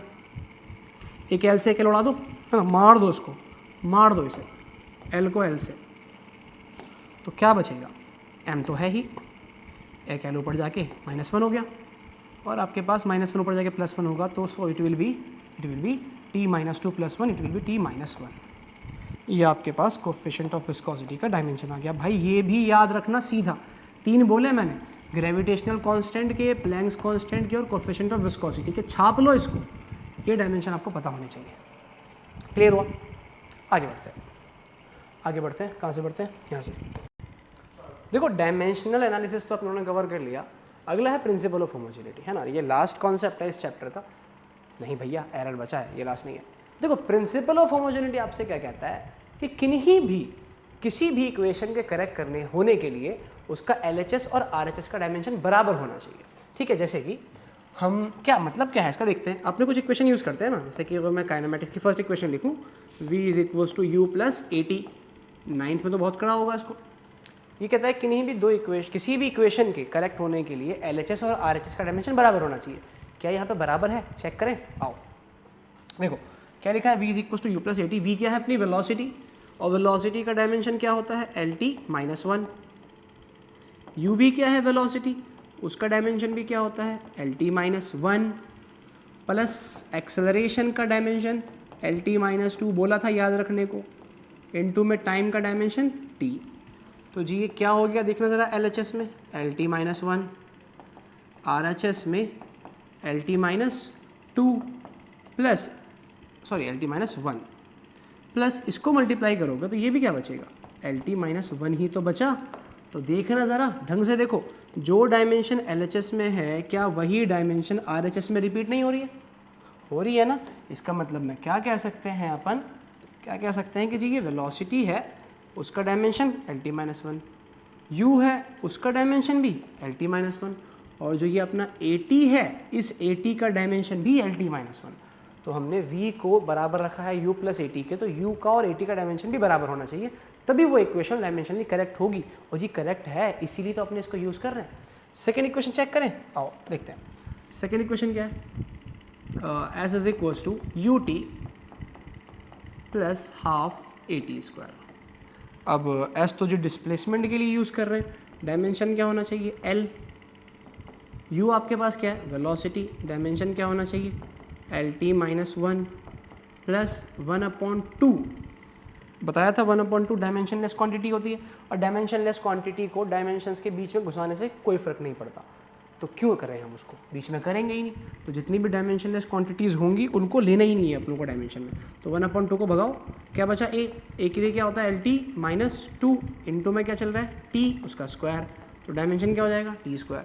तो देखो ज़रा क्या चल रहा है, LHS में L और RHS के इस तरफ LT सॉरी मिस हो गया यार, ये T भी तो है, इस T का एक डायमेंशन भी तो आएगा, एक कैपिटल T और आएगा, इससे मल्टीप्लाई करेंगे अगर हम, तो ये सिंपल क्या बचेगा, L ही बचेगा, T - 1 + 1 0 हो जाएगा। दिख रहा है ना, छोटा सा लिखा है यहाँ पर T, ये डायमेंशन T लिखा हुआ है यहाँ पर, प्लस T - 2 T + 2, ये भी क्या हो गया, L हो गया।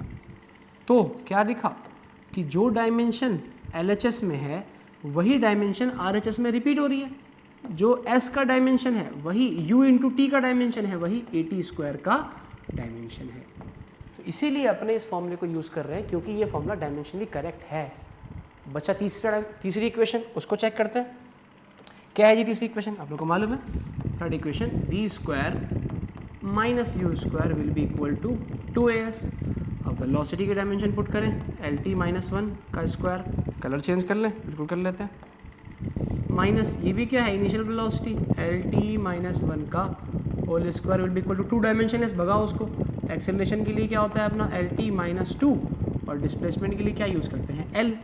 तो ये क्या हो गया, L² T - 2 माइनस ये भी क्या हो गया, L² T - 2, इधर करोगे L × L, तो L² T - 2। तो देखो जो डायमेंशन LHS में है वही RHS में है। तो प्रिंसिपल ऑफ होमोजेनिटी ने यही कहा था, किसी भी इक्वेशन के एग्जिस्ट करने के लिए, किसी भी इक्वेशन के सच होने के लिए, किसी भी इक्वेशन को अगर सच्चा साबित होना है तो उसको डायमेंशन पर खरा उतरना पड़ेगा। अगर डायमेंशनली करेक्ट है तो वो इक्वेशन सही है, वरना वो इक्वेशन झूठा है, उस इक्वेशन को अपने यूज़ नहीं करने वाले। ठीक है ना। तो ये प्रिंसिपल ऑफ होमोजेनिटी का पहला स्टेटमेंट अपनों ने देखा। दूसरा स्टेटमेंट बड़ा मजेदार है भाई। ये आपसे कहता है, अरे कहाँ चला गया, हाँ ये सेकेंड इक्वेशन, आप सेकेंड स्टेटमेंट आपसे ये कहती है, बड़ी सीधी बात कहती है, अगर मैं आपसे कहूँ कि आप मेरे को 2 kg में 4 किलोमीटर ऐड करके बताओ कितना होगा, बोलो। क्या 6 बोलोगे? 6 बोलोगे? अगर आप 6 बोलोगे तो मैं पूछूंगा इसके आगे क्या, यूनिट क्या लिखोगे उसकी? अरे नहीं, आप कहोगे भैया 2 kg में 4 किलोमीटर को कैसे ऐड करोगे, क्वांटिटी ही अलग अलग है ना। सिमिलरली मैं आपसे कहूँ कि आप 4 kg में से मेरे को 2 किलोमीटर माइनस करके दो, क्या कर दोगे आप? नहीं, क्वांटिटी अलग अलग है। तो प्रिंसिपल ऑफ होमोजेनिटी यही बात कहता है कि हम उन्हीं क्वांटिटीज़ को, केवल उन्हीं क्वांटिटीज़ को ऐड और सब्ट्रैक्ट कर सकते हैं जिनका डायमेंशन सेम होगा, जो क्वांटिटीज सेम होंगी। 2 kg में kg ही ऐड होगा, kg में kg ही माइनस होगा, किलोमीटर में किलोमीटर ही ऐड होगा, किलोमीटर में किलोमीटर ही माइनस होगा। उन्हीं क्वांटिटीज़ को मात्र ऐड और सब्ट्रैक्ट करेंगे जो क्वांटिटीज सेम है, मतलब जिनका डायमेंशन सेम है। तो यही सीधी सी बात कही थी प्रिंसिपल ऑफ होमोजेनिटी ने। तो प्रिंसिपल ऑफ होमोजेनिटी 2 बातें कही हैं। क्या? पहला, किसी भी इक्वेशन के डायमेंशनली करेक्ट होने के लिए जो LHS का डायमेंशन है वही RHS में रिपीट होना चाहिए। दूसरी बात क्या बोली कि किन्हीं भी 2 क्वांटिटीज़ को ऐड और सब्ट्रैक्ट हम मात्र तभी करेंगे जब उन दोनों का डायमेंशन सेम होगा। और एक बात दिखाऊं, देखो इधर ज़रा, देखो मैं दोबारा लिख रहा हूँ उस इक्वेशन को, आप लोगों ने नहीं दोबारा क्यों लिखा हुआ, तो भाई इधर देखो, कहाँ गया ये, u में 80 को ऐड करा ना, u में 80 को ऐड करा, u का डायमेंशन क्या, LT minus 1, a into T का डायमेंशन भी क्या आया, LT माइनस 1, ut में 80 स्क्वायर को ऐड करा।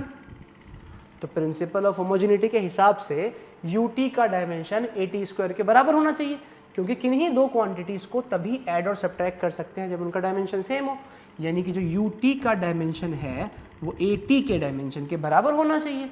इतने देखो जरा, v स्क्वायर में से माइनस कर रहे हो u स्क्वायर को, प्रिंसिपल ऑफ होमोजेनिटी कहता है कि तभी होगा जब ये v स्क्वायर का और u स्क्वायर का डायमेंशन सेम होगा। भैया है तो जो v स्क्वायर का है वही u स्क्वायर का है। तो principal of homogeneity is always बल्ले बल्ले, हर जगह एप्लीकेबल है। जब भी इक्वेशन करेक्ट करना हो या जब भी इक्वेशन करेक्ट होगा तो डायमेंशन बराबर होने वाला है LHS का RHS के, और 2 क्वांटिटीज ऐड या सब्ट्रैक्ट तभी होंगी जब उनका डायमेंशन बराबर होगा। ठीक है जी, 2 स्टेटमेंट बहुत है हमारे लिए क्वेश्चंस को समझने के लिए। आइए धमाल मचाते हैं। देखो इधर प्रश्न है आपके पास कि find the dimensions of A and B। यार मेरे को लग रहा है क्वेश्चन थोड़ा सा और अच्छा लेना चाहिए इससे, ये थोड़ा सा आसान क्वेश्चन है ना, क्वेश्चन को हम और अच्छा ले रहे हैं, इसको हटा रहे हैं, ए और भी बड़ा छोटा हो जाएगा, ABCDEFGHHIJKLMNOPQR पूरा Z तक लपेट देंगे, आप लपेटेंगे, अरे तो ठीक है। देखो क्वेश्चन है, find dimensions of A, B, C, D। ठीक है ना, ये क्वेश्चन ले लिया, इसके अलग अलग पार्ट करते हैं भाई, इसके अलग अलग पार्ट करते हैं। पहला पार्ट है velocity will be equal to A plus BX plus CT plus D। अपनों को यहाँ पे क्या करना है, ABCD का डायमेंशन निकालना है। ठीक है, प्रिंसिपल ऑफ होमोजेनिटी का दोनों स्टेटमेंट का यूज़ करते हैं कि किन्हीं 2 क्वांटिटीज़ को ऐड और सब्ट्रैक्ट तभी करेंगे जब उनका डायमेंशन सेम होगा, और LHS का जो डायमेंशन है इक्वेशन के RHS के बराबर होना चाहिए। ठीक है, सबसे पहली चीज़ इधर देखो, V को और A को, क्या ये A V के इक्वल में नहीं है ना? तो प्रिंसिपल ऑफ होमोजेनिटी के हिसाब से जो A का डायमेंशन है वही किसका होना चाहिए, V का, और वो कितना होता है, LT माइनस 1। A का काम तो हो गया। अब आते हैं किस पर, अगली पर। अगले को देखो ज़रा, क्या मैं B इंटू एक्स को V के इक्वल में नहीं रख रहा, इसका मतलब जो B इंटू एक्स का डायमेंशन है वो V के बराबर होना चाहिए। अब ये x क्या होगा, बेसिकली ऑब्वियस सी बात है, ध्यान रखना पूरे डायमेंशन में जो x यूज़ करने वाला हूँ वो यूज़ करने वाला हूँ लेंथ के लिए, है ना। v जो यूज़ करने वाला हूँ वो यूज़ करने वाला हूँ वेलोसिटी के लिए, t यूज़ करने वाला हूँ पूरे क्वेश्चन में जो हम अभी करने वाले हैं टाइम के लिए एंड एफ को यूज़ करूँगा पूरे में अपने फोर्स के लिए। ये ध्यान रखना, क्लियर है। तो यहाँ पर t फॉर टाइम चल रहा है और x4 जो है लेंथ है। तो क्या देखा हमने कि जो b इंटू एक्स का डायमेंशन है वो v के बराबर में होना चाहिए। तो जो b इंटू एक्स का डायमेंशन होगा that will be equal to dimension of v। अब जी b का तो अपनों को निकालना है बट x लेंथ के लिए है तो उसका डायमेंशन क्या हो गया l, और वेलोसिटी का क्या होता है lt माइनस 1। अब देखना जरा ढंग से, क्या ये हो जाए यार, ये वाला, क्या इस L ने इस L को मार नहीं दिया? तो क्या बचा, क्या बचा, जो B का डायमेंशन है वो किसके बराबर आ गया, मात्र t माइनस 1। ये रहा आपके पास A का डायमेंशन, ये रहा आपके पास B का डायमेंशन। बताओ ज़रा कमेंट करके मेरे निकालने से पहले C और D का डायमेंशन क्या होना चाहिए। देखो इधर देखते हैं फिर से वही चीज़ यार, देखो C इंटू टी को, पूरे C इंटू टी को V के इक्वल में रखा है ना, पूरे C इंटू टी को V के इक्वल में रखा है। इसका क्या मतलब, जो C इंटू टी का डायमेंशन है, C इंटू टी का dimension that must be equal to dimension of V। Principal of homogeneity कहता है। तो C का डायमेंशन, टाइम का t, अगला वेलोसिटी का lt माइनस 1, lt माइनस 1। तो देखना ज़रा, t उधर जाएगा डिनोमिनेटर में, ऊपर जाके पावर माइनस 1 हो जाएगी। तो अपना जो c का डायमेंशन आ गया दैट इज lt माइनस 2। ये अपनों पे c का डायमेंशन निकल के आ गया। d का सोचो ज़रा, सोचो d का, देखो इधर, अरे क्या सोचना यार, कुछ नहीं सोचना। d को भी आप v के ही इक्वल में रख रहे हो ना, d को भी v के ही इक्वल में रखा है। इसका मतलब d का डायमेंशन भी किसके बराबर, डायरेक्ट वेलोसिटी के बराबर। तो जो d का डायमेंशन होगा, dimension of d that will be equal to dimension of velocity, और वो कितना है आपके पास lt माइनस 1। तो ये अपनों पे c का, a का, b का और d का डायमेंशन निकल के आ गया। क्लियर हुआ, कोई दिक्कत यहाँ तक? आगे बढ़ते हैं, कुछ और अच्छे क्वेश्चन लेते हैं। ठीक है, अब जैसे कि ये है, इससे बढ़िया क्वेश्चन तो पिछले में ही कर लिया है ना, क्या करें इसको करके, भगाओ इसको। अगला क्वेश्चन करते हैं अपने, इसको हटाते हैं, इसकी ज़रूरत नहीं है। चलो जी, पिछले क्वेश्चन का सेकंड पार्ट लेते हैं, एक और ज़बरदस्त क्वेश्चन। क्या क्वेश्चन रहने वाला है कि, अरे कुछ जल्दी पतला हो गया, ओह ये भी खुल गया, इसे वापस से पर्दे में ढको।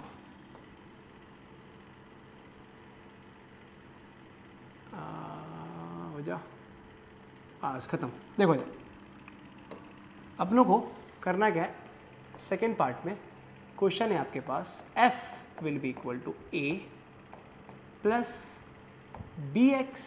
चलो थोड़ा सिंपल ले लेता हूँ, हाँ थोड़ी दिक्कत हो जाएगी, थोड़ा सिंपल ले लेता हूँ, लेकिन यार फिर से दिक्कत नहीं हो जाए।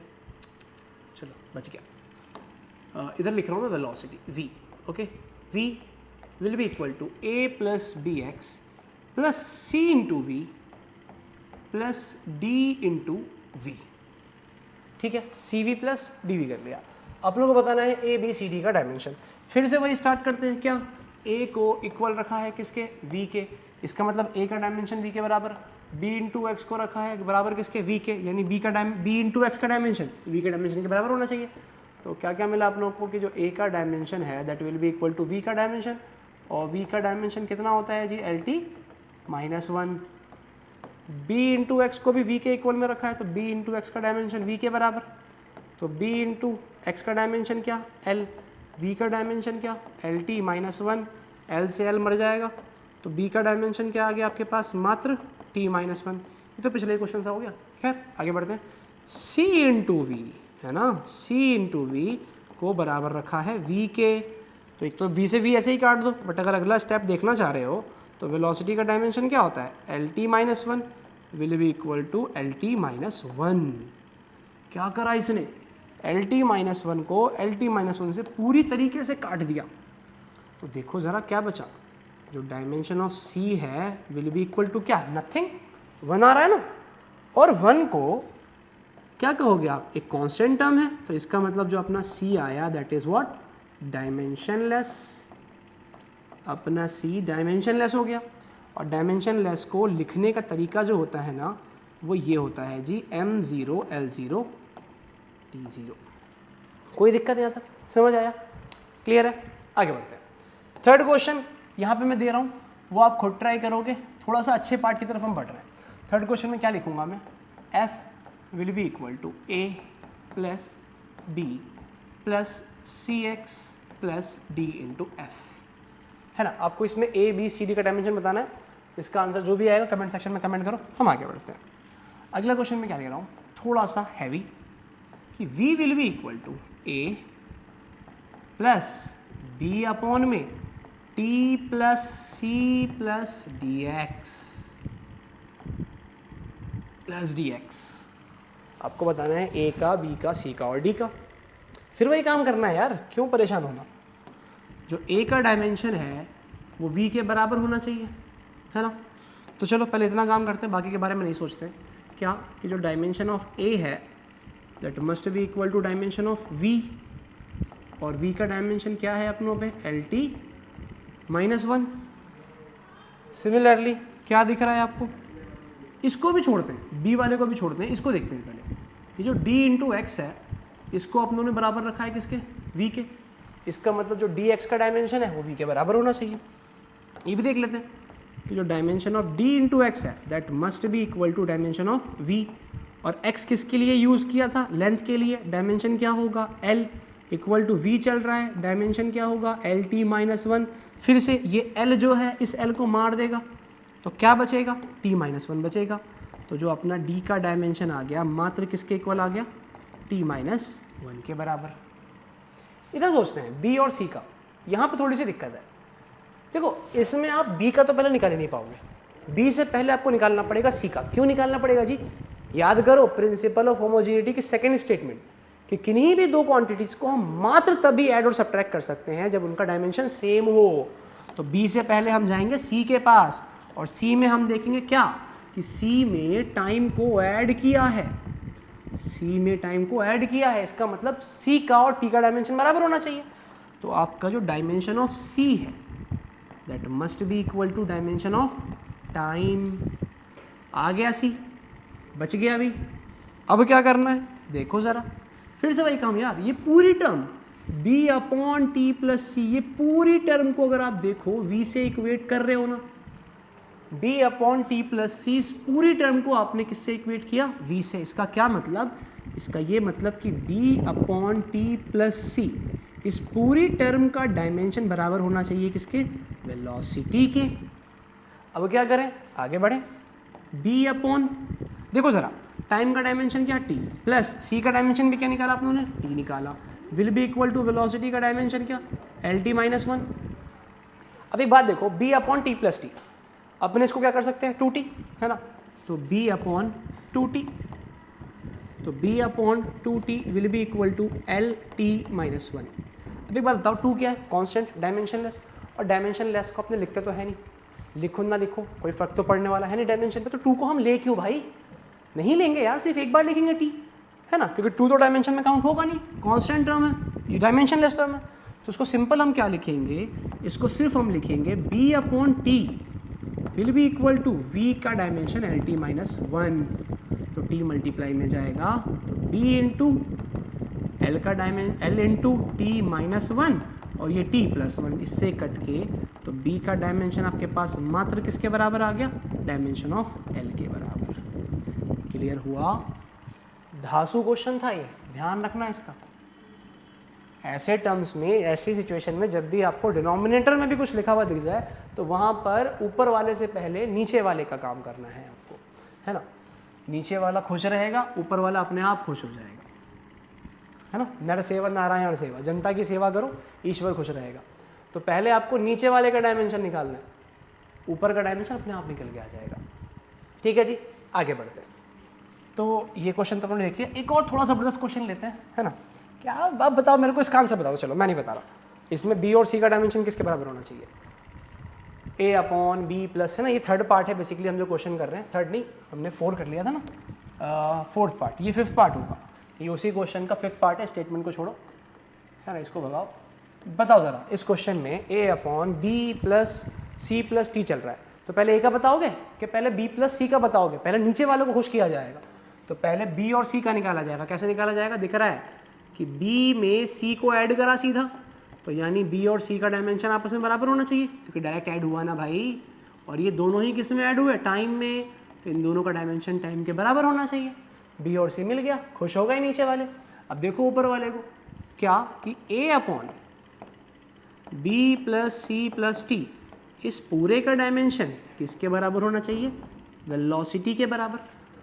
ठीक है ना? फिर से b अपॉन में a अपॉन में b का डायमेंशन t, c का डायमेंशन t, t का डायमेंशन t, तो t प्लस टी 3t करोगे, लेकिन 3 तो डायमेंशन लेस है, 3 को अपने को लिखना नहीं है, तो एक बार लिखेंगे क्या सीधा a upon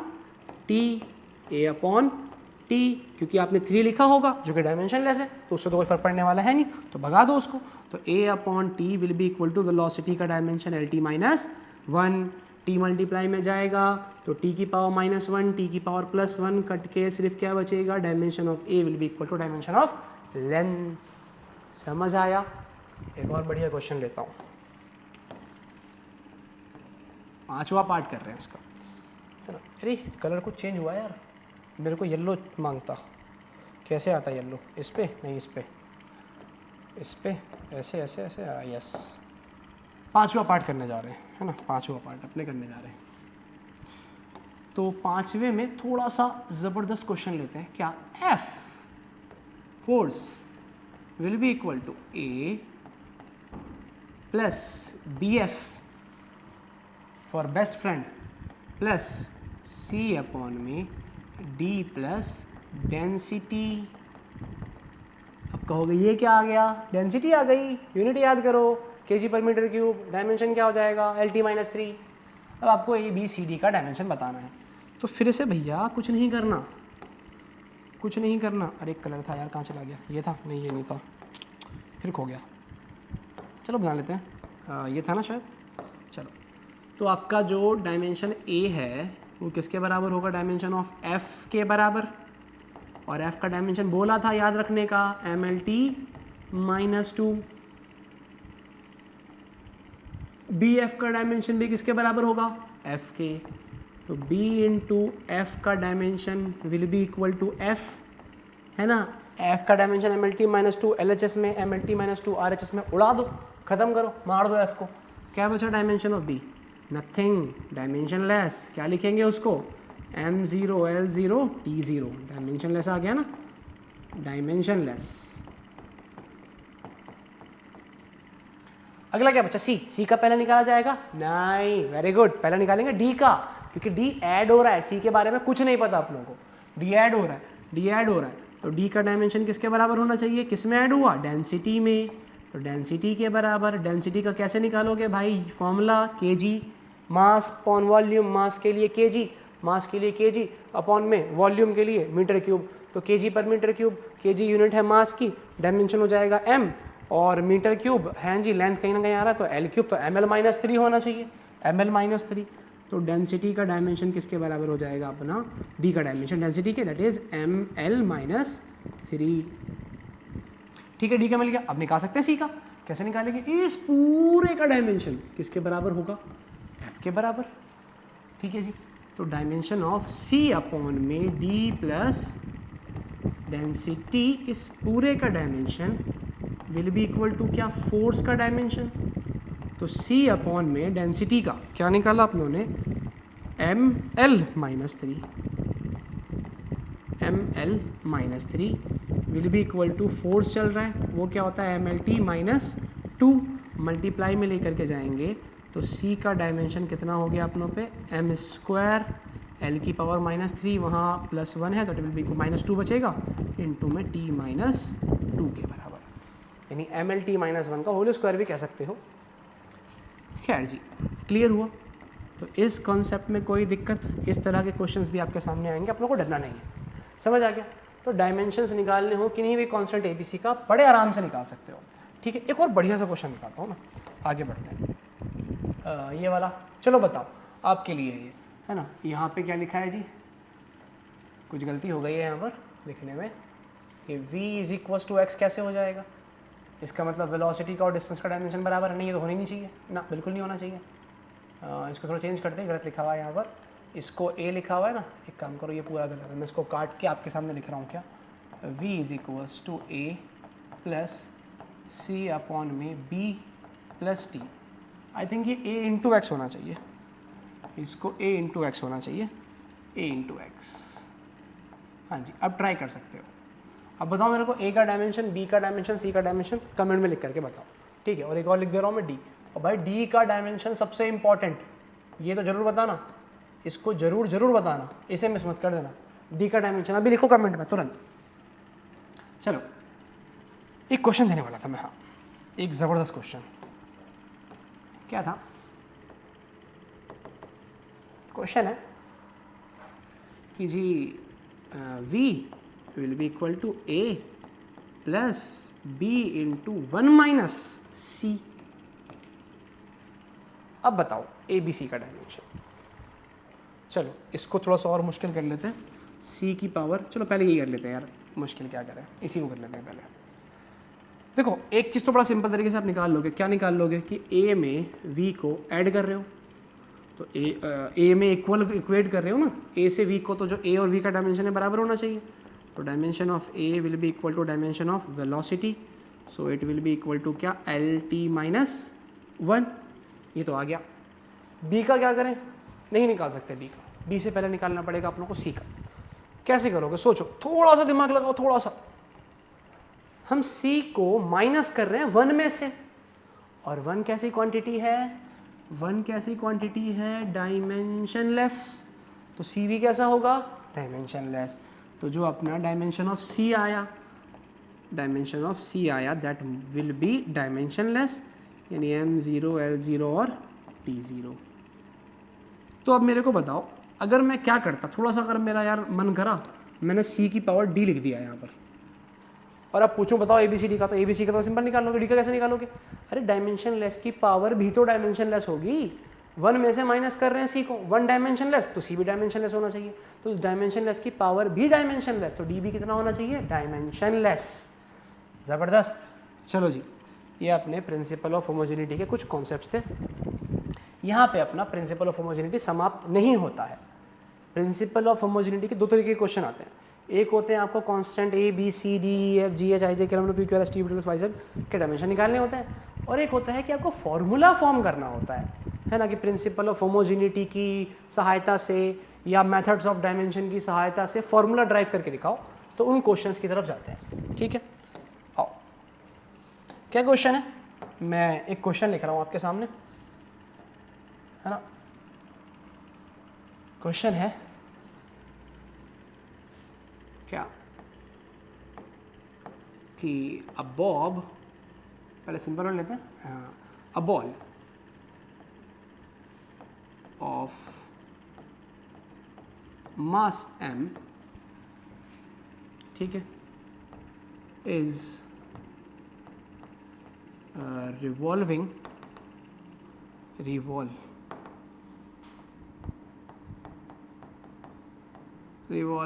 in circle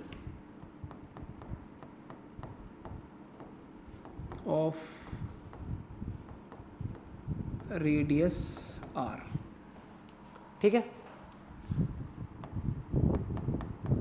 with velocity v। एक बॉल है मास m का, रिवॉल्व कर रहा है सर्कल में रेडियस r के, वेलोसिटी v के, then find expression for centripetal force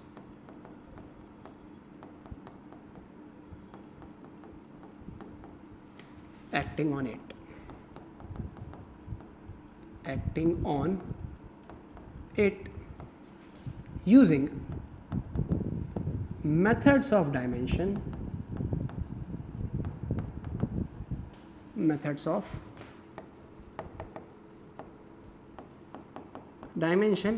या फिर प्रिंसिपल ऑफ होमोजेनिटी भी कह सकता है, ठीक है।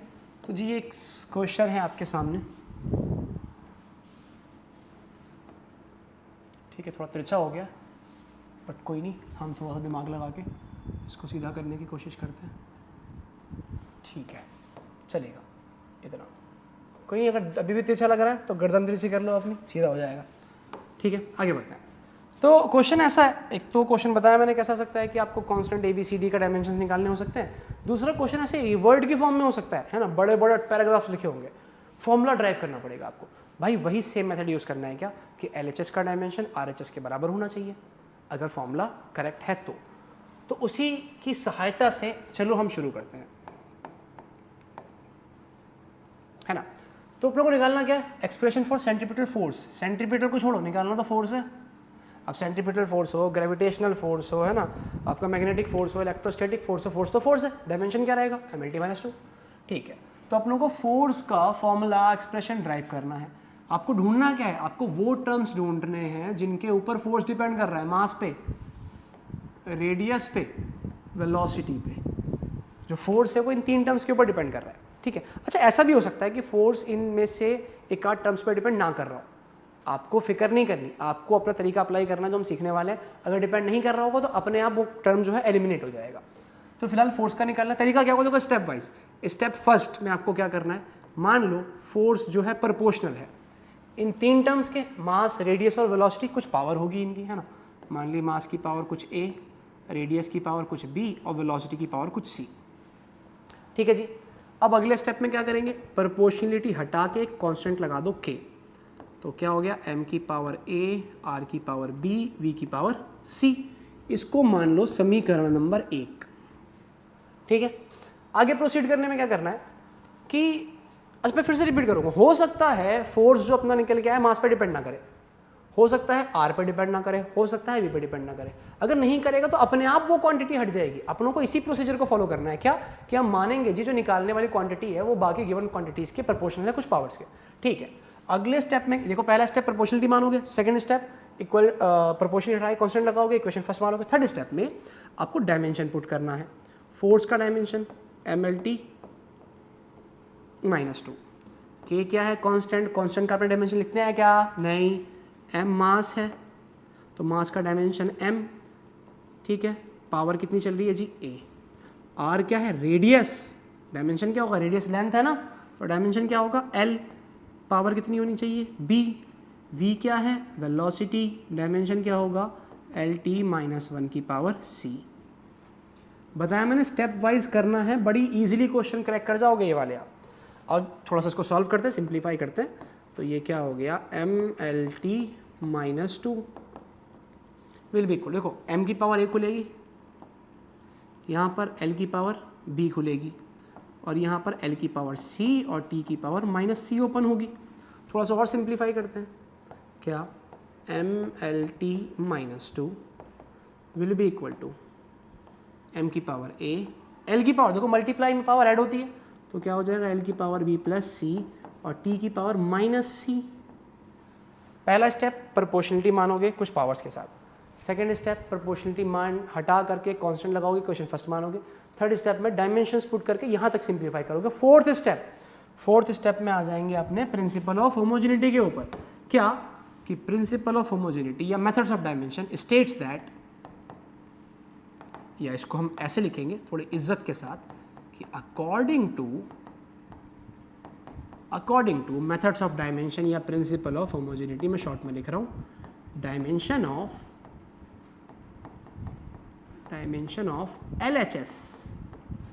LHS का जो डायमेंशन है वो RHS के बराबर होना चाहिए, मस्ट बी इक्वल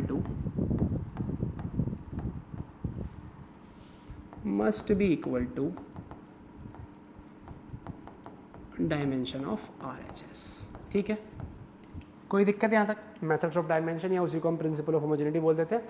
अब एक बात बताओ यार, ये जो अपनों ने लास्ट की इक्वेशन ड्राइव की ये वाली, यहाँ पर अगर ये सही है, मतलब दोबारा कहूँ, अगर ये इक्वेशन सही है, इसका मतलब यहाँ तक जो हम पहुँचे ये भी सही होना चाहिए। इसका मतलब जो LHS का डायमेंशन है और जो RHS का डायमेंशन है ये आपस में बराबर होने चाहिए ना। और भाई ये जो डायमेंशंस हैं बराबर तभी होंगे ना जब इनकी पावर्स बराबर होंगी। देखो इधर M की पावर कितनी है 1 है ना, M की पावर कितनी चल रही है 1 चल रही है, एल की पावर कितनी चल रही है, 1 चल रही है, और यहाँ एम की पावर कितनी है, ए, यहाँ कितनी है, 1। इसका क्या मतलब है कि आपका जो ए है वो बराबर होना चाहिए किसके, 1 के। मिल गया ए। बी, यहाँ एल की पावर क्या है, बी प्लस सी, यहाँ एल की पावर क्या है, 1, यानी कि आपके पास जो बी प्लस सी है it will be equal to 1।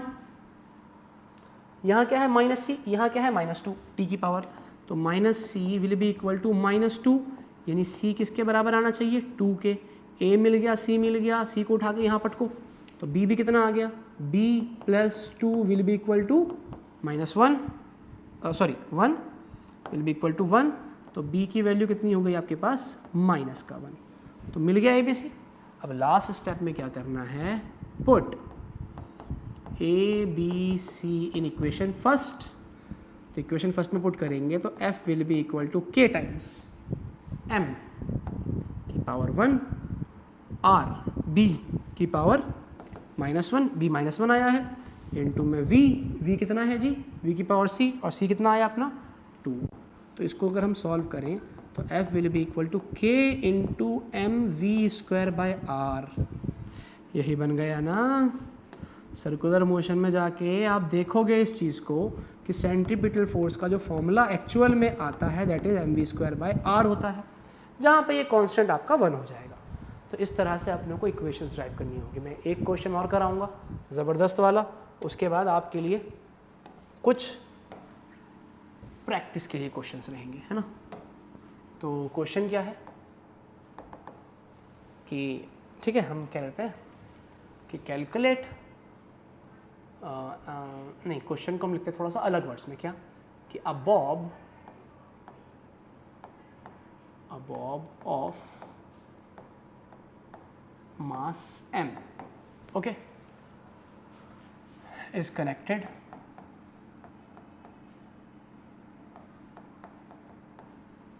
to a string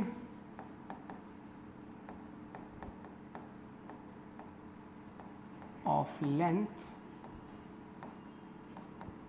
L, ठीक है, and oscillating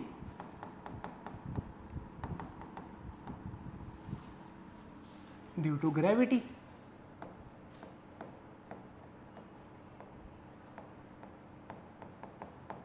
और उसका जो एक्सेलरेशन दिया है ग्रेविटी का आपको that is small g, then find expression for time period using methods of dimension या प्रिंसिपल ऑफ होमोजेनिटी। आइए जी शुरू करते हैं। कहाँ से स्टार्टिंग करनी है आप लोगों को मालूम है क्या, कि जो निकालना क्या है आप लोगों को, टाइम पीरियड निकालना है। टाइम पीरियड तो t जो है प्रोपोर्शनल होना चाहिए किस किस के, m के, l की कुछ पावर के, और g acceleration due to gravity g के कुछ पावर के। तो मान लेते हैं m की पावर a, l की पावर b और g की पावर c। तो ये अपना टाइम पीरियड का एक्सप्रेशन चल रहा है। अब अगला स्टेप बताया था आपको क्या कि अपनों को प्रोपोर्शनलिटी हटा के कांस्टेंट लगाना है कुछ के, m की पावर a, l की पावर b और g की पावर c। मान लो इसको इक्वेशन नंबर फर्स्ट, ठीक है जी। अगला स्टेप क्या है, डायमेंशंस पुट किए जाएंगे। तो देखो ये तो t है, t का डायमेंशन क्या रहेगा, t ही रहेगा। डायमेंशन पुट करेंगे k कांस्टेंट, उसका तो पुट होगा नहीं। m फॉर मास, मास के लिए m, पावर कितनी a, l for length, length का डायमेंशन क्या l, पावर कितनी रहने वाली है b, g क्या है एक्सेलरेशन ड्यू टू ग्रेविटी है, तो एक्सेलरेशन ग्रेविटी की वजह से हो किसी की भी वजह से हो, एक्सेलरेशन तो एक्सेलरेशन है, डायमेंशन क्या होता है LT-2 की पावर c।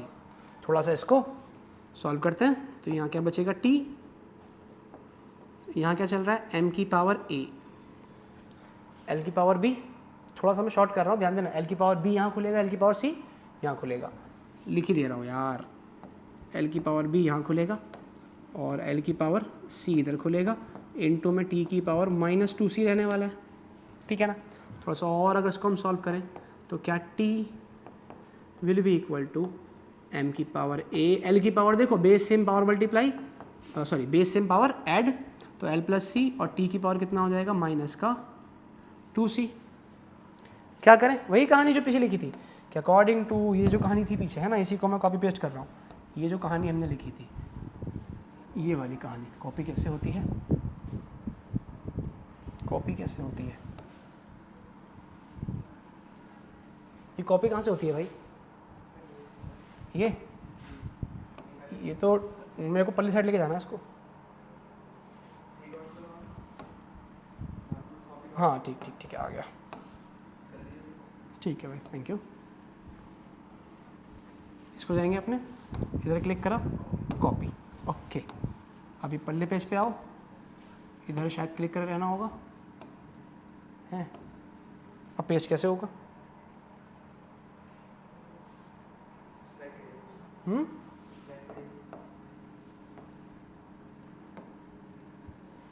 अरे छोड़ो, खैर जो भी हमने लिखा भाई वही है, पता नहीं कैसे होता है, सीखना पड़ेगा इसका, है ना। यूट्यूब पे एक ट्यूटोरियल देखूंगा कि कॉपी पेस्ट कैसे करते हैं स्मार्ट बोर्ड में।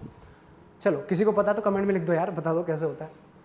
चलो आगे बढ़ते हैं कि क्या करना है आप लोग को, वही सेम स्टेटमेंट आएगी, प्रिंसिपल ऑफ होमोजेनिटी के हिसाब से ये ब्ला ब्ला ब्ला होना चाहिए, तो करते हैं यार।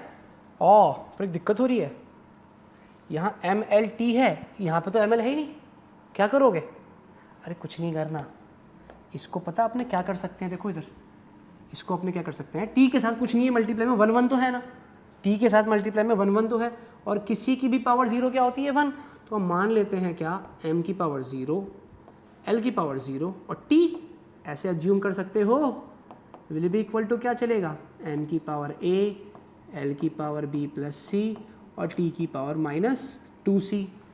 अब कहानी लिखने के बाद कंपेयर करेंगे, डायमेंशन बराबर मतलब पावर बराबर होनी चाहिए, तो यहाँ M की पावर A, यहाँ M की पावर 0, यानी A किसके बराबर होगा 0 के, यहाँ L की पावर B प्लस C और वहाँ L की पावर 0, मतलब B प्लस C किसके बराबर 0 के, यहाँ T की पावर माइनस 2C, माइनस का 2C और यहाँ T की पावर 1, तो यानी जो माइनस का 2C है it will be equal to 1, तो C कितना आ गया माइनस का 1/2, उठा के यहाँ पुट करते हैं, तो B C की जगह माइनस 1/2 इक्वल टू 0, तो B कितना आ गया अपनों पे 1/2। ये हो गई B की वैल्यू, A की वैल्यू, C की वैल्यू।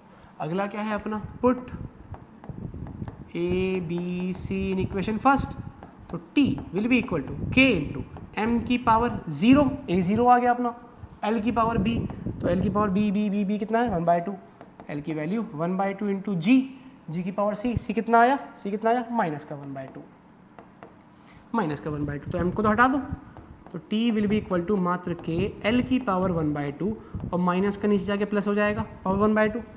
इसको आप क्या कर सकते हो, K इंटू, इसको ऐसा करो ना यार, कॉमन की पावर कर लो 1/2, L/G की पावर 1/2, तो T will be equal to क्या हो जाएगा, K into root over L/G।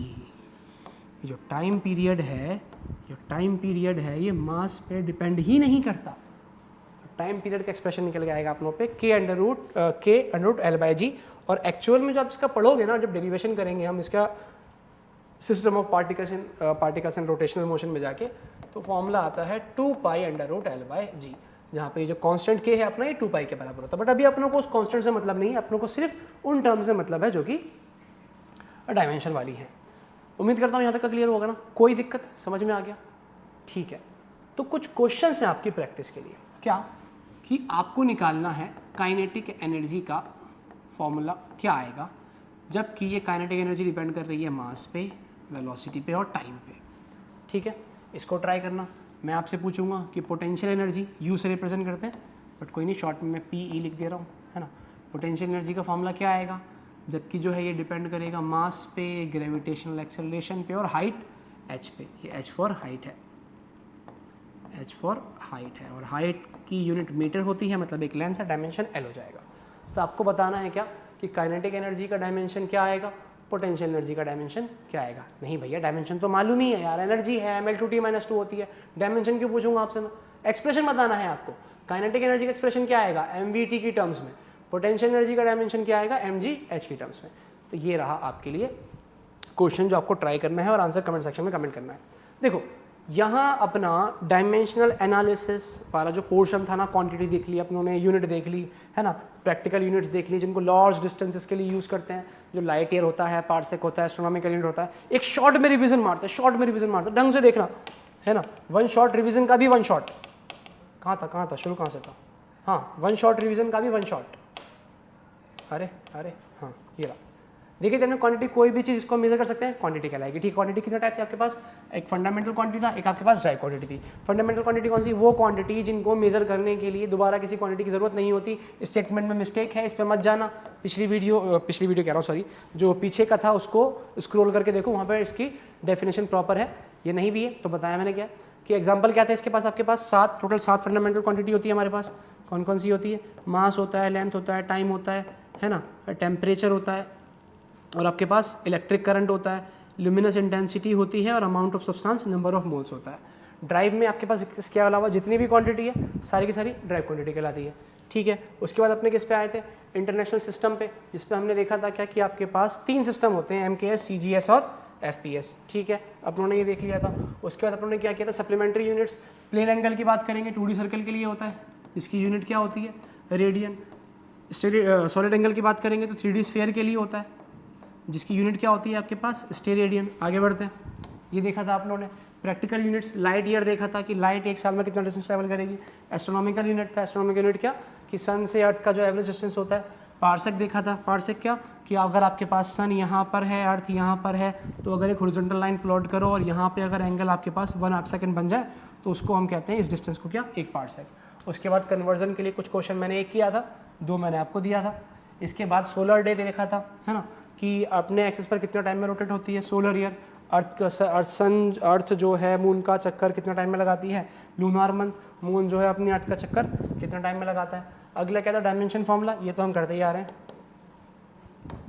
ठीक है, बाकी अपनों ने कॉन्सेप्ट देखे थे प्रिंसिपल ऑफ होमोजेनिटी के, जो कहता है कि नहीं किसी भी इक्वेशन को करेक्ट होने के लिए LHS का RHS का डायमेंशन बराबर होना चाहिए, और जो क्वांटिटीज आप ऐड या सब्ट्रैक्ट कर रहे हो उनका डायमेंशन आपस में बराबर होना चाहिए। ठीक है, ये अपनों का कॉन्सेप्ट था अभी तक का, और हमने कुछ क्वेश्चंस किए।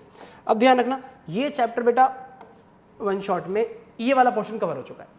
अब एक पोर्शन बचता है एरर एनालिसिस। एरर जो है इससे बिल्कुल हटके है, बिल्कुल परे को है, अपनों को वो स्टार्ट करना है। ठीक है, तो इसके प्रॉपर नोट्स बनाइए, स्क्रीनशॉट आप लोगों ने ले लिए होंगे। अगली कुछ वीडियोस से हम एक लिंक अपलोड करना भी शुरू कर देंगे डिस्क्रिप्शन में, उस लिंक पे जाके टेलीग्राम का पेज खुल जाएगा, और हमारी तरफ से सारा स्टडी मटेरियल्स, इंस्टा अकेडमी का study materials, notes, PDF, doubt papers है ना, DPPs, question papers, practice papers, सब कुछ आपको मिल जाएंगे। तो उसके लिए भी तैयार रहिए, बहुत जल्द वो भी होने वाला है।